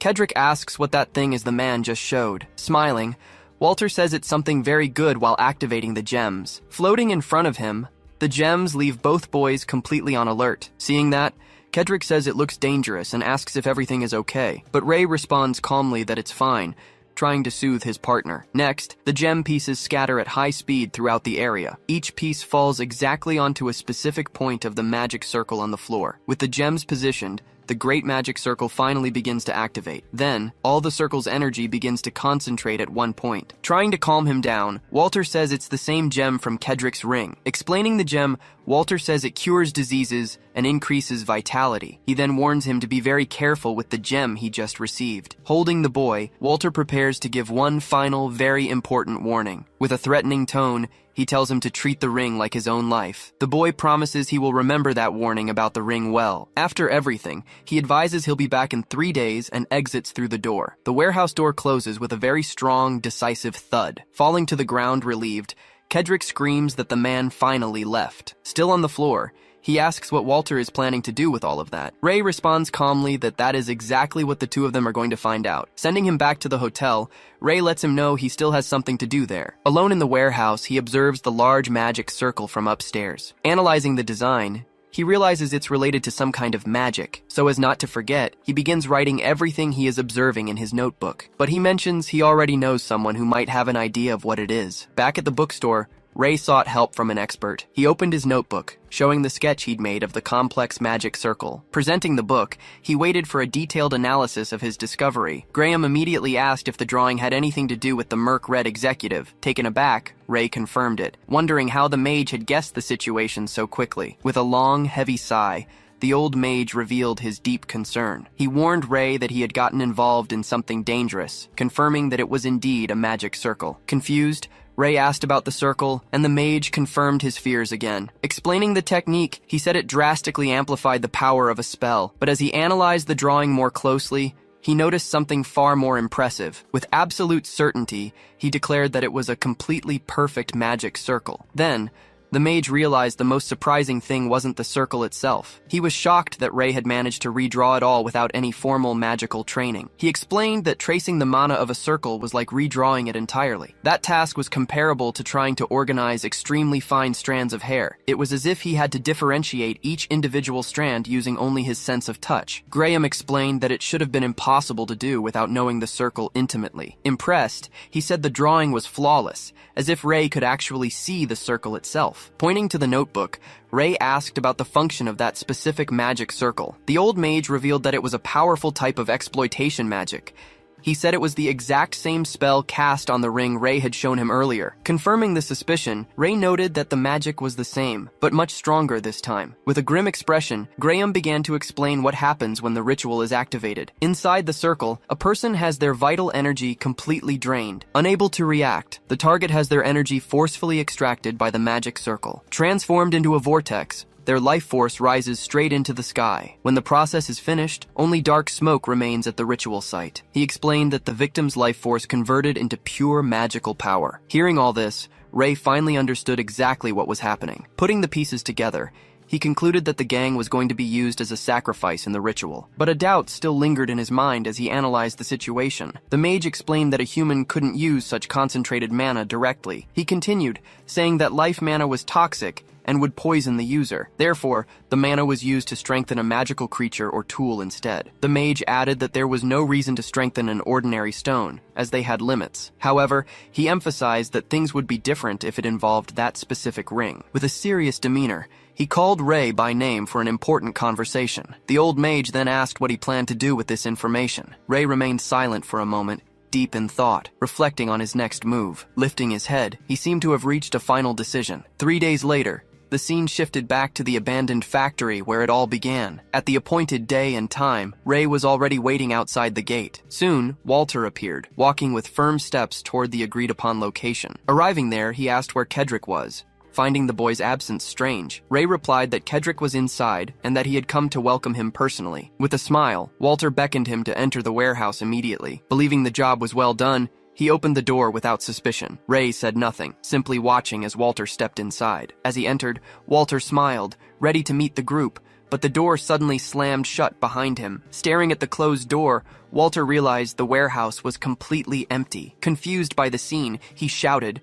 demanding to know what was going on. He spun around, realizing there was absolutely no one else in the building. But before he could react, he saw something rushing toward him. In a surprise attack, Ray lunged and struck with a knife. The blade nearly grazed Walter's neck, but he managed to block it. Walter demanded to know what Ray thought he was doing. Instead of answering, Ray simply concentrated a massive amount of energy into his hand. Sensing the energy, Walter was shocked to realize it was magic. Before he could react, he was nearly hit squarely by Ray's powerful strike. He dodged the attack, then drew his weapon, screaming at Ray and asking who he thought he was messing with. Realizing he was trapped, he bolted for the door, yelling that it was locked. Turning back to the boy, he demanded to know who he really was right then and there. With the dagger in hand, Ray simply spoke his target's name, Walter. Then, he revealed that he had come under orders from the boss to finally put an end to him. With a dawning smile, Walter realized Ray was an assassin sent to eliminate him. Laughing at the situation, Walter says he must already know about the magic circle. He then reveals the magic will activate exactly at 3 o'clock in the afternoon. Calmly, Ray just notes that it's still only 2:15 on his watch. Wrapping his feet in flames, Walter calls it a blessing in disguise. With an evil grin, he shouts that he'll sacrifice the assassin instead of the brats. Charging forward in flames, he attacks with everything he has, screaming for the assassin to die. Unfazed, Ray simply holds his dagger ready to counter the attack. Outside, Philip watches everything from afar with a pair of binoculars, but Kendrick says you can't see anything because all the windows are blocked. Almost shouting with worry, Kendrick insists there's no way the hunter can lose. Asking for silence, Philip points to Veronica, sitting right behind them. Kendrick whispers, asking if she really is a mage like the rumors say. Philip approaches Veronica and asks if that is indeed her name. She then asks if he isn't worried about Ray inside the warehouse. Confused, he asks why she isn't worried about what's happening. Back at the fight, Ray defends against fire strikes using his dagger. Meanwhile, she reveals that Ray is the most talented mage she has ever seen. Finishing her thought, she adds that he's incredible even without using any magic. That is why she concludes she's not worried about the fight's outcome. Just then, Walter jumps into the air, coming down with his weapon to attack the boy. With total confidence, Veronica states once again that she believes in Ray's victory, but Philip notices that despite her confidence, her hands are trembling violently. Meanwhile, her hands shake non-stop, showing all her apprehension. After hearing this, they agree they need to believe in the hunter's victory. He then prepares a counterattack, positioning the dagger for his next move. Walter advances again, surrounding his body with flames for the attack. Smirking, he yells for the assassin to give up fighting right now. Without moving, Ray stares him down, focusing on the fight's next beat. With a fixed gaze, he prepares to use his own magic in the battle. He then begins channeling magic, readying his dagger for the final attack. Thrusting forward, he attacks Walter, who blocks the blow with his own blade. The impact force sends Walter's weapon flying. Walter recognizes the magic, questioning how he uses multiple elements simultaneously. Seizing the opening, Ray closes in and lands a direct punch to his face. Without averting his gaze, he finishes his attack move with total precision. Walter is thrown forcefully backward, flying through the abandoned warehouse. With his neck armored in metal, he screams at the boy, calling him a rat. Noticing his broken dagger, Ray realizes the ideal move would be using a magic circle. Walter then asks if he's just stalling for time for the circle on the ground. Revealing a circle on his chest,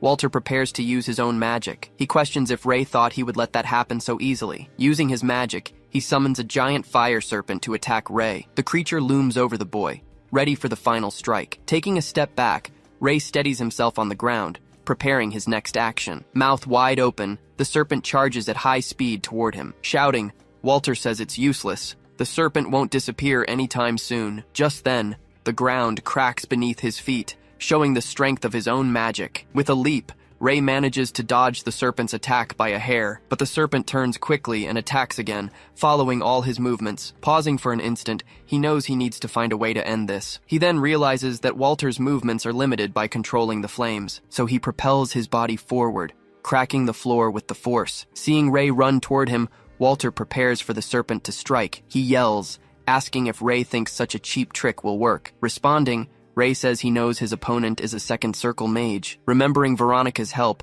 he prepares to use what she taught him. Placing his hands on the ground, he begins to draw his own magic circle. From the circle, a gigantic water creature emerges to face the fire serpent. He reveals that he asked Veronica to teach him to draw that specific circle. With his water magic, he prepares for the final confrontation between the two. Seeing the water magic, Walter screams that is not first circle power. Surprised by the scene, he stares at the boy, not understanding the magic's power. Then Ray commands his attack, making Walter scream the word assassin once more. With one last movement, he launches all the magic from the circle against his opponent. After it all ends, he just stands there with a scratch on his face. The battle was finally over. Walter lay slumped on the ground, completely defeated by Ray. Sitting on the wet floor, he looked totally exhausted from the intense confrontation. Checking his watch, Ray realized it was 10 minutes to 3. Struggling to his feet, Walter said he needed to leave immediately. He claimed he had to return and report directly to his powerful boss. But as he turned to leave, Ray called out, ordering him to stop right there. Ignoring the command,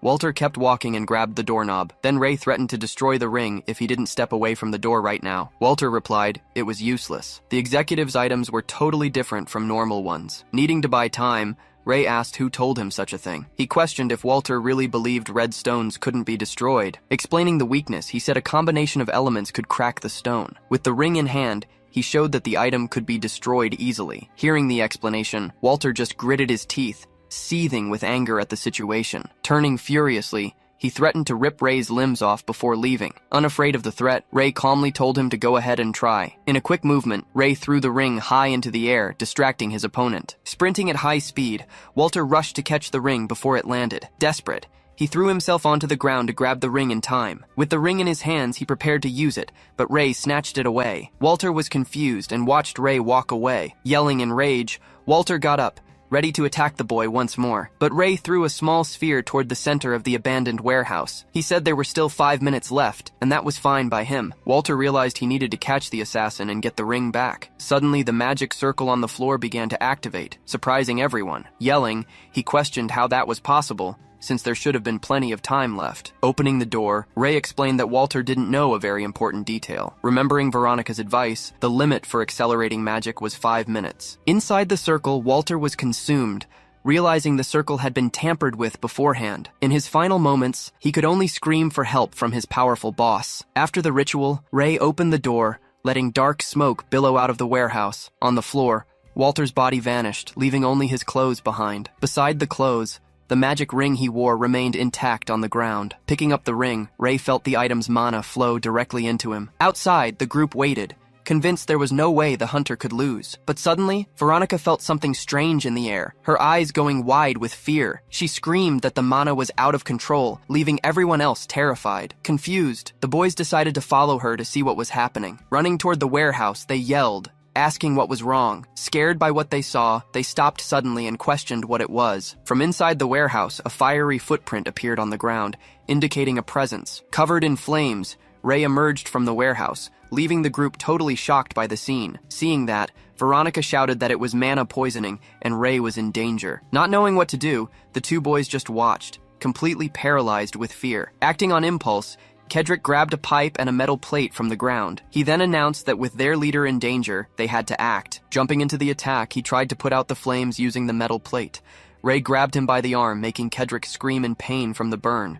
With a quick movement, Ray threw the boy aside without moving from his spot. Desperate, Philip shouted for Ray to wake up and come back to reality. He kept yelling that it was Philip, hoping to be recognized by him. Ignoring the call, Ray formed a fireball and aimed it at them. Terrified by the imminent attack, the two boys screamed with nowhere to run. Jumping in front of them, Veronica created a barrier and blocked the fire attack. Holding the barrier, she shouted that there were only 2 ways to stop Ray. She said they needed to put out the flames, making Philip suggest a fire truck. Yelling, Philip asked if she could hold on for 5 minutes, and she agreed with effort. Concentrating a huge ball of energy, Ray prepared to launch his strongest attack. With a gesture, he made a column of fire rise forcefully from the ground. Shocked by the scene, the two boys just watched, unable to react to the power. Raising both hands, Veronica tried to create a barrier to stop the devastating attack. The boys screamed her name while she realized she wouldn't be able to block it. She then closed her eyes and said she was okay, despite the whole situation. With a smile, she said her only wish was for him to be safe. After fighting with Walter,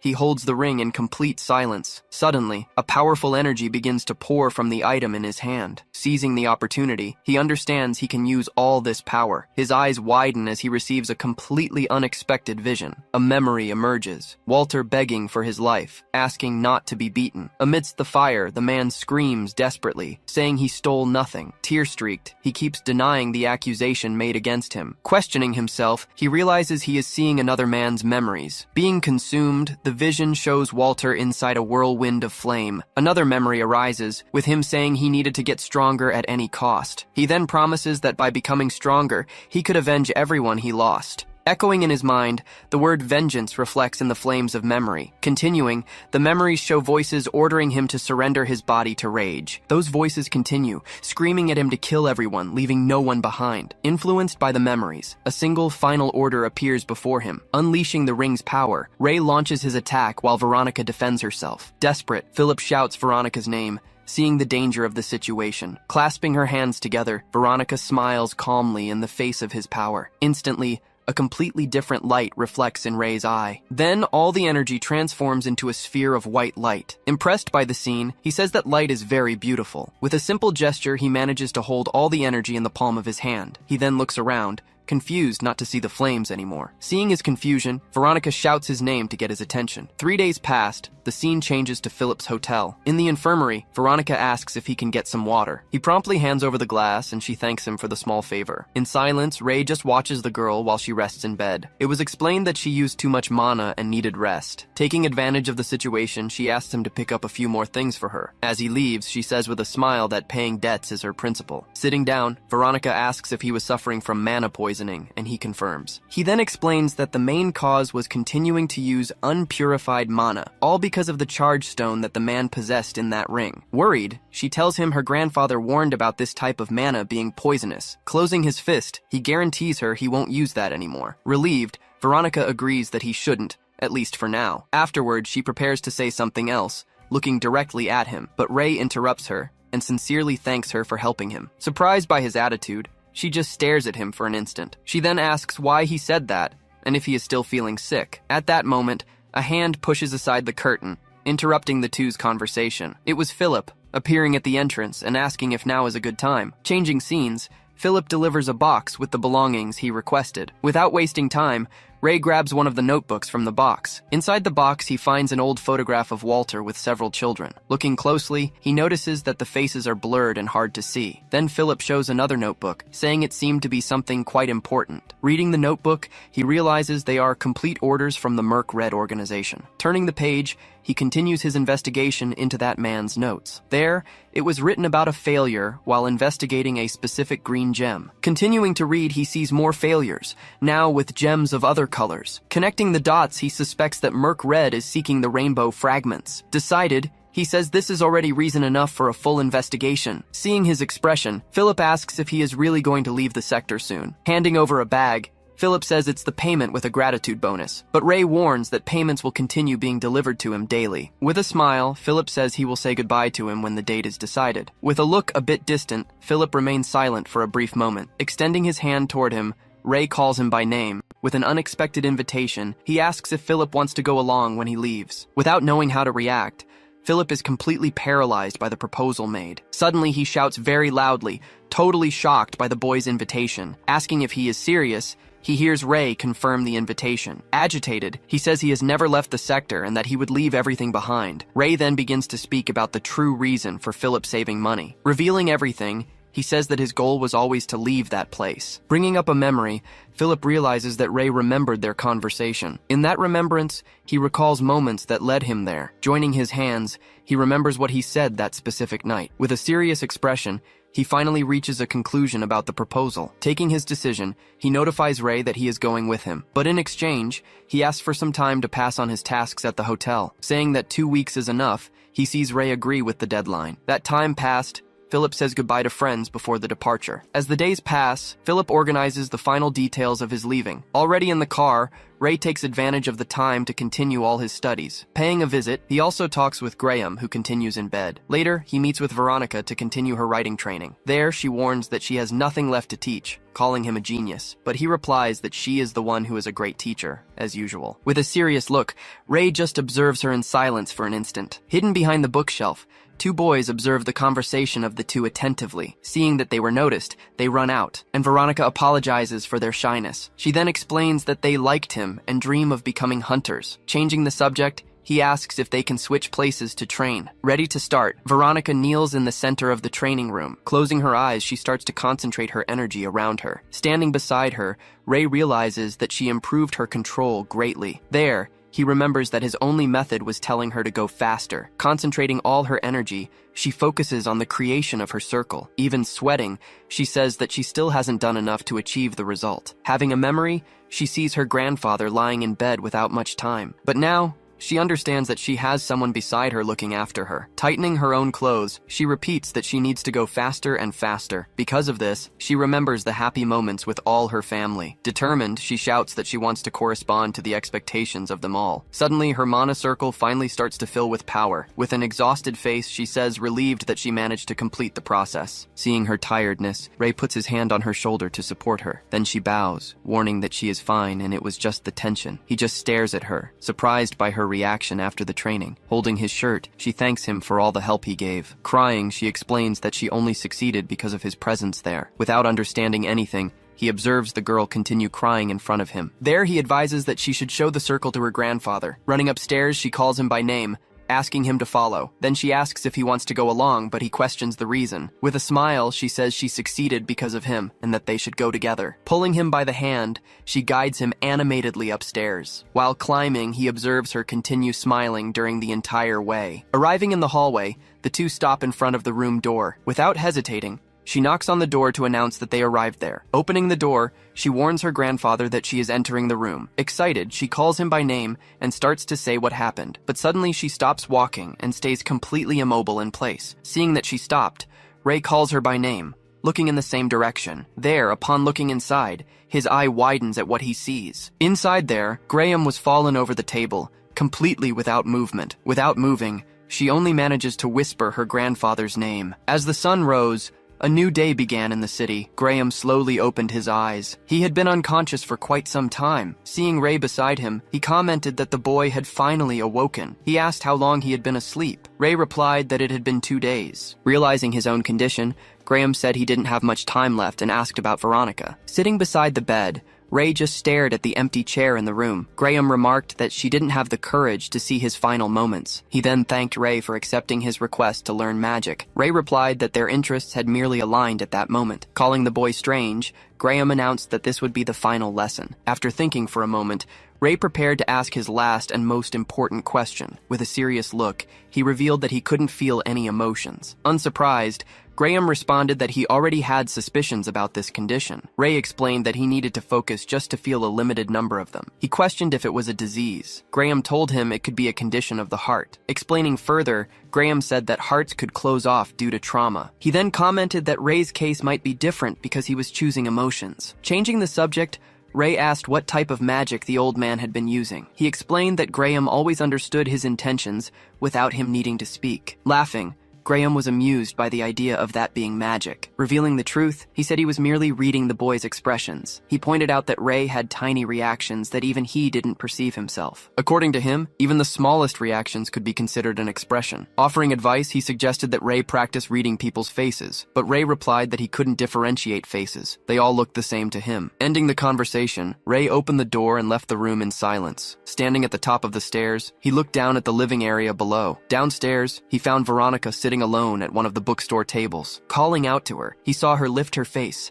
her eyes welling up with tears. Bluntly, he warned her that her grandfather didn't have much time left to live. Crying, she said she didn't want to see her grandfather depart like that. He then warned her that this was her last opportunity to speak with him. Climbing the stairs, she finally decided to go to the room. In a rush, she ran down the hallway, shouting for it not to be too late. Arriving at the bedroom, she entered desperately while calling his name. In the corner, the two boys were crying and calling for her amidst the situation. Lying in bed, Graham called her weakly by name. Still awake, with a smile, he said he was happy she was finally there. Unable to speak, she just stared at him for a brief moment. With a big smile, she told him that she finally managed to build her circle. Extending his hand, he said he always knew she could achieve such a feat. Then she held his hand affectionately, calling him by name. In that moment, she remembered he had held her hand the same way before. In a flashback, she recalled him promising that she would never go hungry again. Crying, she said she was very happy when he invited her to come along. Asking them not to worry, the boys guaranteed they would be okay. He replied that he wouldn't worry about the future of any of them. After all,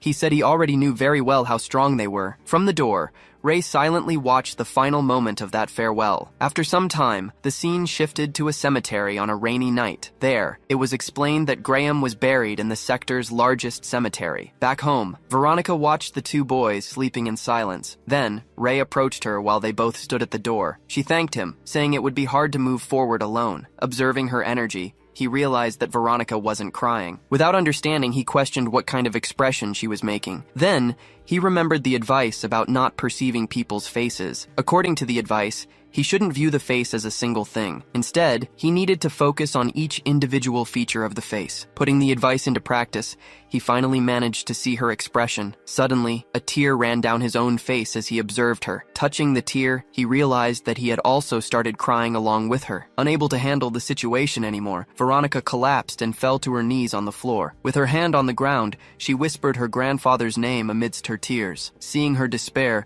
he approached and embraced her to provide comfort. Holding her in his arms, he just watched her in complete silence. With his hand on her head, he kept trying to calm the girl down. Kneeling on the floor, he held her in a sincere and long embrace. As they departed, Jonathan shouted out. He told Philip he had to come back and visit someday. Packed and ready, Ray and Philip got into the car to start their journey. Checking the rearview mirror, Ray asked if Philip had told them the departure time. Sitting beside him, Philip confirmed it was set for 10 o'clock. In another scene, a surprised Veronica questioned the invitation to join them. Ray confirmed the invite was for her to come along with him and Philip. He thought about how useful her knowledge could be. Surprised, she said it was too sudden, mentioning she had her brothers to consider. But Ray assured her the hotel staff could handle everything. Offering another solution, he suggested Kendrick and his men could watch the shop. He asked her directly if she didn't want to leave that place. She asked if it was that obvious. Ray calmly confirmed it was. Stepping back, she said she needed time to think. Back in the car, Philip noted it was already 10 a.m. Wasting no more time,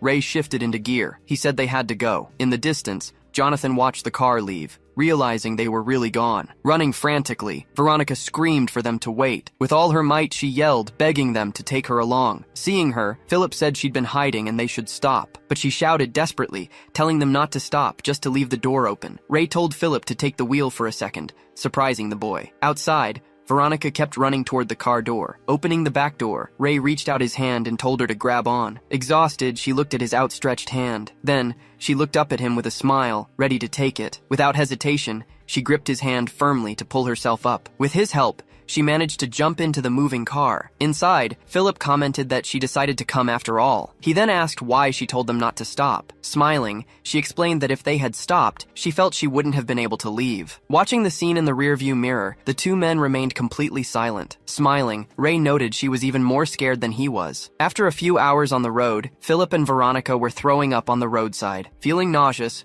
Philip complained his stomach was still turning. As night approached, Ray announced they would camp there. Setting up camp, he lit a fire to warm the group. Sitting before the fire, Ray revealed his goal, finding the rainbow. Surprised by the revelation, the other two stared at him, waiting for more explanations. Veronica asked what exactly this rainbow was. Setting his food aside, Ray prepared to explain everything in detail. Sitting nearby, Philip explained that the rainbow is a gem of infinite mana. Furthermore, Veronica confirmed that Merc Red is also looking for the fragments. Philip concluded their investigation would focus on that organization. He then warned that if they continued, their lives would be at risk. Offering a way out, he said they could turn back if they were afraid. Smiling, Veronica let him know she'd faced death a few times before. Philip volunteered to handle the finances, and Veronica volunteered for the magical aspects. Watching this, Ray realized the great courage his two friends possessed. Observing from behind, he understood their determination was much stronger now. Seizing the moment, Philip revealed his great goal was to find his mother. In a flashback,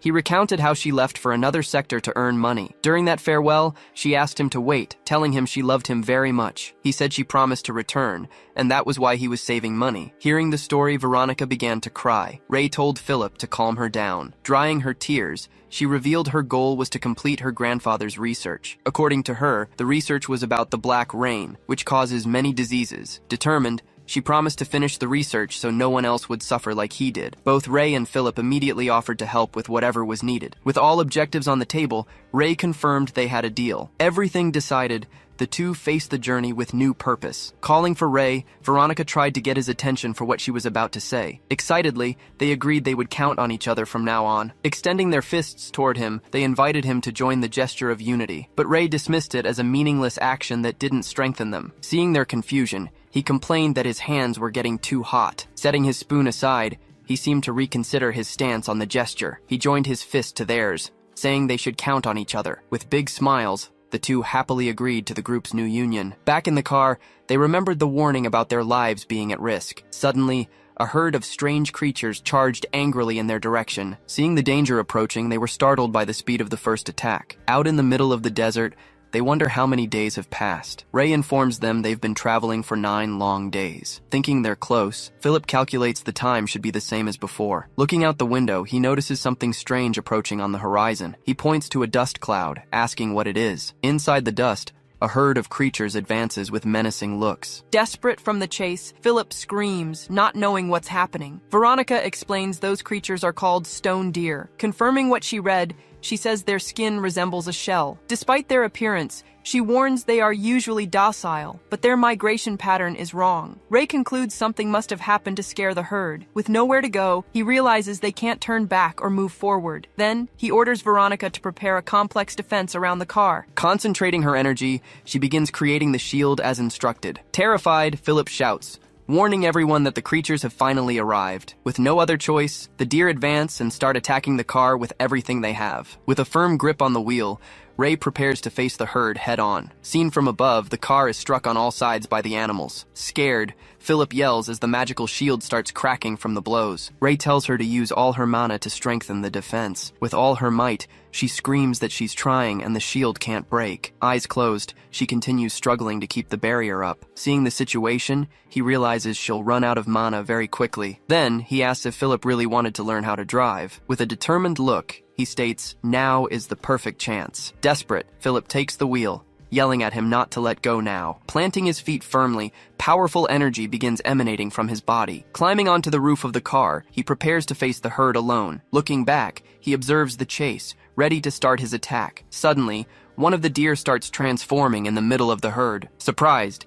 his eyes widen as he realizes what's happening further ahead. He announces he found the reason for the deer's desperate flight. On top of the car, he tells Philip to keep going in that direction without hesitation. Suddenly, one of the deer is hit and completely disintegrates in midair. Seeing the scene, both he and Philip are shocked by the unexpected attack. Meanwhile, Veronica starts bleeding, showing the limit of her strength. Philip yells desperately that she's bleeding, and Ray perceives the danger. Understanding he can't create a shield, he decides what to do. Desperate, Philip yells, warning that the barrier has finally shattered completely. Without the shield's protection, he is totally exposed, right in the middle of the attack. With wide eyes, he stares at the herd, unable to move from that spot. At that moment, the car is hit and thrown violently to the side. From inside, Veronica screams his name, terrified by the whole situation. Seeing only smoke, she says she can't believe what is happening. Shocked, her eyes widen upon seeing what happened to the car. Amidst the dust, Ray manages to get up after being thrown. Seeing he's okay, she screams his name in complete relief. With a serious look, he decides there's only one thing he can do. Using his ability, he reinforces the car with his metallization magic. He then orders Veronica inside, assuring her she'll be safe there. Then, he tells Philip they are close and he needs to keep going. Speeding down the path, they manage to pass through the herd of deer. After a while, he stops the car and asks if everyone is okay. Looking back, he sees all the deer fallen on the desert floor. Questioning if it was them, Veronica says their hides are too hard. Checking closely, he says Veronica is right and that they were shot. Analyzing the wounds, he wonders what children would be doing there. Suddenly, a man approaches from behind and asks if they are lost. With a smile, he asks where the adults accompanying them are. Looking closer at them, the man says he notices something interesting. Noticing the youth's faces, he comments that they are quite cute. Unfazed, Ray asks for the distance to Sector 48. The man gets irritated by his tone and lunges at him, but with a surprise attack, Ray hits him squarely in the neck. Grabbing the man by the hair, he throws him to his knees on the ground. Handing the weapon to Philip, he tells the boy to hold it firmly. Then he orders that on his signal, Philip must cut his throat. Terrified by the order, Philip screams, disbelieving what he just heard. Philip held Jonathan hostage, threatening the group of men with a knife. He kept the blade pressed deep, ensuring the man couldn't escape. Veronica watched as Philip seemed to hesitate for a split second. Taking a deep breath, he steeled himself to follow through with their plan. Philip grabbed the hostage by the hair, screaming for everyone to freeze. Watching the scene unfold, the men muttered that these kids looked like dangerous thugs. Arriving with his crew, a new leader demanded the boy let the hostage go. But Ray ordered Philip to cut the man, just enough so he'd survive. Obeying the command, he made a quick slice across the hostage's neck. Seeing the blood, the leader's group shouted that the kid actually attacked him. Smiling, the leader admitted they didn't have good intentions anyway. He sneered, asking what they intended to do about it. He warned that with one word, his group would wipe them all out right there. Ray stared calmly at the leader, preparing to show his true power. Challenging the man, Ray summoned multiple spheres of fire around himself. Surrounded by flaming orbs, Ray dared the leader to try something. Terrified by the raw power,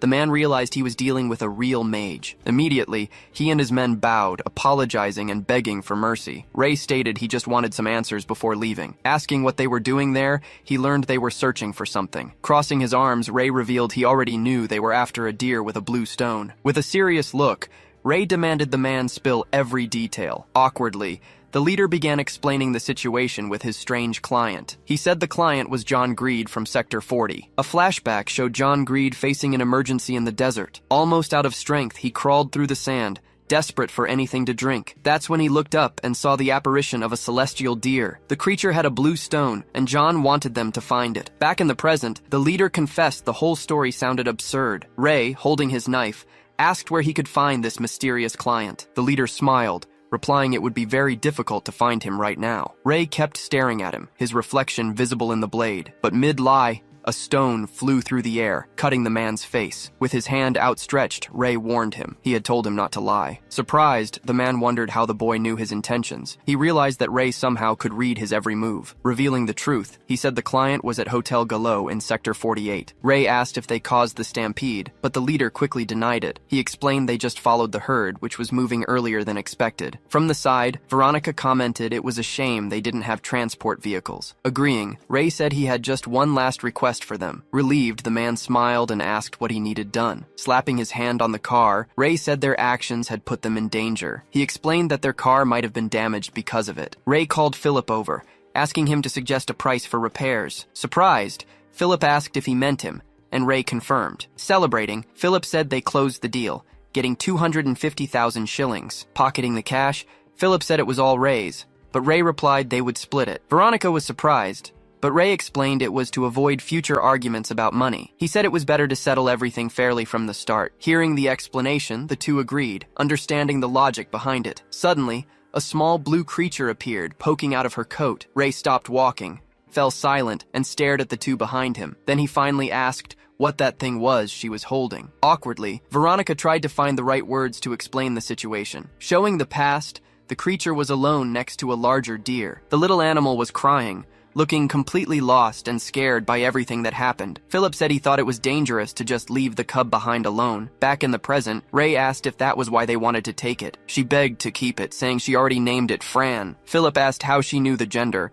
and Veronica said it obeyed her. Even with the explanation, Philip still thought taking the creature was trouble. Thinking it over, Ray analyzed the situation for a moment before deciding. He remembered seeing an adult deer when he was on top of the car. Connecting everything with the story he heard, Ray finally decided to take the creature along. Happy with the decision, Veronica hugged little Fran with a huge smile. The next day, the group finally reached a new sector of the unknown city. Philip asked about Fran. Veronica replied that he was sleeping, well covered. Philip mentioned he'd locked the car and told them not to worry about a thing. Suddenly, two men appeared, blocking their path and demanding a talk. In an aggressive tone, one asked who gave them permission to be there. He then questioned if they had paid the toll to pass through that territory. Sometime later, the chaos in the street finally seemed to end. With the men already defeated, Ray asked who their leader was. He heard it was Renard. He sent a message for the leader to meet them at the Gallet Hotel on 22nd Street. As the men fled, Ray commented that this was already the 6th time. Veronica complained, wishing they would stop, but Ray didn't think that would happen. Analyzing the situation, Philip explained that gangs couldn't just ignore outsiders like them. Just then, Veronica pointed somewhere, seemingly having a new idea in mind. Inside a store, she explained that new clothes might prevent more fights. Agreeing with the idea, Ray also put on a formal suit for the occasion. Excited, Veronica asked Philip what he thought of her new outfit. At the counter, Philip asked to have their old clothes stored in the shop next door. Then Ray asked how he got a discount, and Philip replied it was a secret. With their new suits, they continued their way through the streets of that unknown city. Using his ability, Ray perceived a different energy coming from the people around them. Realizing the change in people's gazes, he reflected on the power of the clothes they wore. He then asked Philip if there were other ways to change one's presence. Philip replied that the first impression is always based on visible appearance. Continuing his explanation, he said a person's atmosphere is the most important thing. He focused his gaze, preparing to give a very clear example of this. Pointing at Ray, he said Ray looked like much more than just an heir. Suddenly, Veronica stopped and announced she had found the hotel they were looking for. Looking up, Ray commented that he had never seen a building that tall. When Ray started to enter, Philip tried to stop him, asking him to wait a bit. Philip suggested they straighten out their story, but Ray guaranteed they wouldn't get caught. Arriving at the hotel entrance, they encountered an imposing, serious security guard. Watching the group approach, the security guard stared at them, leaving the two quite tense. With a slight smile, the man allowed them to enter the premises without any issues. Already inside the hotel, Philip commented, relieved that the plan had actually worked very well. Then he asked how Ray knew the security guard would let them pass so easily. Ray explained that he hadn't felt any hostility or distrust coming from the man at the door. Going to the reception, Philip greeted the employee behind the counter. Asked what they wanted, he said they forgot their room number. When asked for the reservation name, he heard that their grandfather was named John Greed. Confirming the information, the man said the room was 207, and Philip thanked him. Following the hallway, they finally found the door with the number 207 engraved on it. As Philip prepared to knock, Ray praised his trickery in getting the information. Suddenly, a man opened the door, catching everyone by surprise in the hotel corridor. Telling them they had the wrong room, he heard Philip say the mercenaries had sent them. Explaining the situation, Philip offered help finding the deer they were looking for, but the man warned that the representative was busy and couldn't receive them right now. Realizing the situation, Ray prepared to use his skills to solve the problem. Using his vision, he managed to sense the presence of 4 people inside the room. Just then, the man warned he would use force, ordering everyone to leave right now. At that moment, Veronica noticed a strange disturbance in the air around them. Preventing her from doing anything, Ray began to manipulate mana with his hand. He prepared to attack without hesitation to get inside. Suddenly, a voice from inside the room asked him to stop that. From inside the room, an older man called them young guests and invited them in. Reprimanding the doorman, he ordered him to let the group pass peacefully. Finally, inside the room, they followed the man to start the conversation with everyone. Extending his hand, the older man asked them to make themselves comfortable. Sitting in his armchair, he prepared to start talking to the group. Identified as John Greed, he asked if they wanted to know about the animal they sought. As the representative for Colonel Walter, John Greed runs a business in Sector 40. Telling his story, he remarks that clean water used to be much more expensive back in the day. Ray then asks if the Elton River was already dirty back in those distant times. John confirms the water was murky, not much different from how it is today. Sighing, he begins to remember how everything was during his difficult past. In a flashback,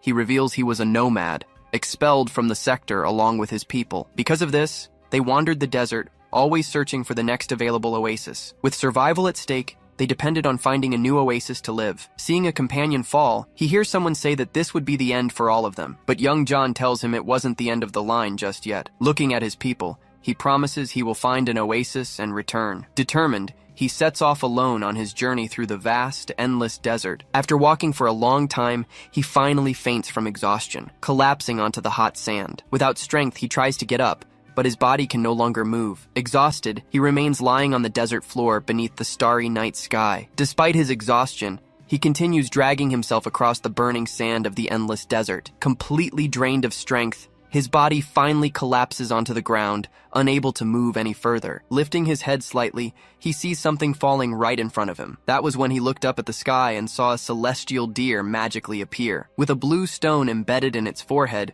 the creature seemed to be looking directly at him. Unable to believe his eyes, he just watches the incredible scene unfolding there. Just then, the deer joins a herd of other deer that had appeared. Then the creature lifts its head, as if calling out for something. Shielding his face, John sees the entire herd following the deer's call. Reflected in his eye, the scene showed a true miracle happening right in front of him. Led by the deer, they arrive at an oasis with clean, crystalline water. Feeling rain begin to fall, he realizes that he has finally been saved from that whole situation. Back in the present, he says he founded his business at that very same oasis. Holding up the bottle, he explains that he understands the pain of not having water. As he finishes the story, the group remains seated, listening attentively to every word spoken. He goes on to say that the water source dried up and competition increased. Ray then comments that that's just how things work because of money. Seeing how families fought, John decided to abandon the water industry forever. He reveals that now he has only one last wish before departing this world. With a distant look, he says he just wants to thank the deer as a farewell. After hearing the story, the group gets emotional and decides they will help him. Suddenly, Ray surprises everyone by saying they will help him in this search for the deer. Even with his friend's surprise, he confirms that he will find the animal for him. Appreciating the sentiment, John seems a little suspicious of the group's offer of help. Asking who they are, he hears Ray reply that they are just simple mercenaries. Ray's 2 companions are completely shocked by the lie he told. John Greed just listens to the answer, appearing to analyze the situation very calmly. At that moment, knocks on the door interrupt the conversation. Entering the room, the leader of the mercenaries says he needs to inform the representative of something. Seeing the group there, he realizes they have already arrived and told the story. Apologizing, the leader explains that he revealed the details, but John reassures him right there. Then John turns and asks Skyle for his opinion on the young mercenaries. Laughing, John remarks that it's not at all common to see mercenaries so well dressed. Skyle clenches his fist tightly upon hearing the representative's words about them. While the leader bows, John continues the conversation, unaware of the tense atmosphere. Adjusting his vest, Ray understands that the situation has become complicated because of their clothes. To avoid any suspicion, they should have come in much simpler clothing. John then asks if it's impossible for a mercenary to dress that way. With his hand on his collar, Ray prepares to give a definitive answer. Laughing, John says it's not impossible, but it would be something very unusual. He explains that most mercenaries have weapons and experienced combat skills. Suddenly, lightning magic expands through the room, startling everyone. Frightened, the men in the room watch the energy spread throughout the environment. With electricity in his hand, Ray asks if this was the type of weapon he was talking about. Shocked, the cloaked mage asks who they are, since he didn't sense his magic. Ray just stares at him with a serious look, saying no words at that moment. The mage then realizes that Ray is very powerful, being a second circle user. Ray asks if that's proof enough, and John screams that he understands, begging him to stop. Energy crackling in his hand, Ray asked if that was enough proof they were mercenaries. Supported by Mikhail, John confirmed the proof was more than enough for him. Asking Mikhail to calm down,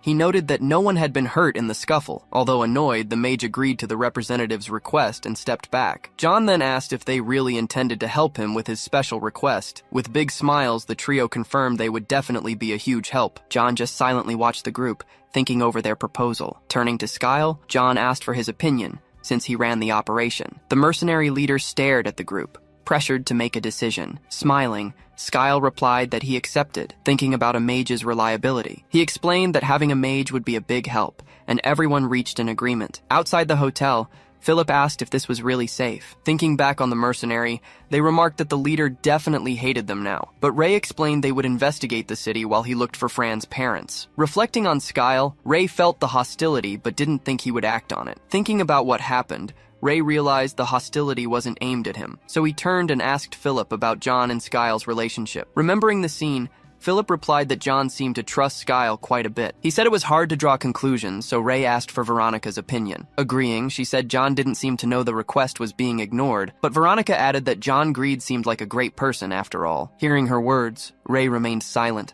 reflecting on the story. Suddenly, a group of men appeared, one of them pointing at Ray. The gang leader demanded they hand over all their money right now. Just then, a gold coin flew through the air, surprising two of the gang members. Tossing coins upward, Ray snatched one out of the air with a quick swipe. Holding the money bag, he asked if they knew how much was inside. Curious about the situation, the gang leader asked how much money it was. Ray then revealed it was 1,000,000 shillings, leaving them all shocked. He invited the group to continue the conversation in a nearby alley. Giving an order, Ray said that to earn money, they had to do what he told them. With the gang already defeated, he told them not to waste energy fighting him. Holding up 3 fingers, he explained he needed to find out 3 things in the city. Then he listed a rainbow, black rain, and a middle-aged woman. Looking down on them, he ordered them to report daily with any new information found. Raising his hand, one man asked what the promised reward value would be. Ray revealed the reward would be 100,000 shillings for the best information. Hearing the proposal, everyone agreed excitedly at the chance to win the offered money. After the agreement, the men ran off to start searching for the requested information. Warning his friends, Ray asked them not to walk alone in the city for safety. Looking sideways, he seemed to reflect on his teammates' security. Veronica's ring was composed of a very specific and powerful type of mana. This mana was linked to the wind element,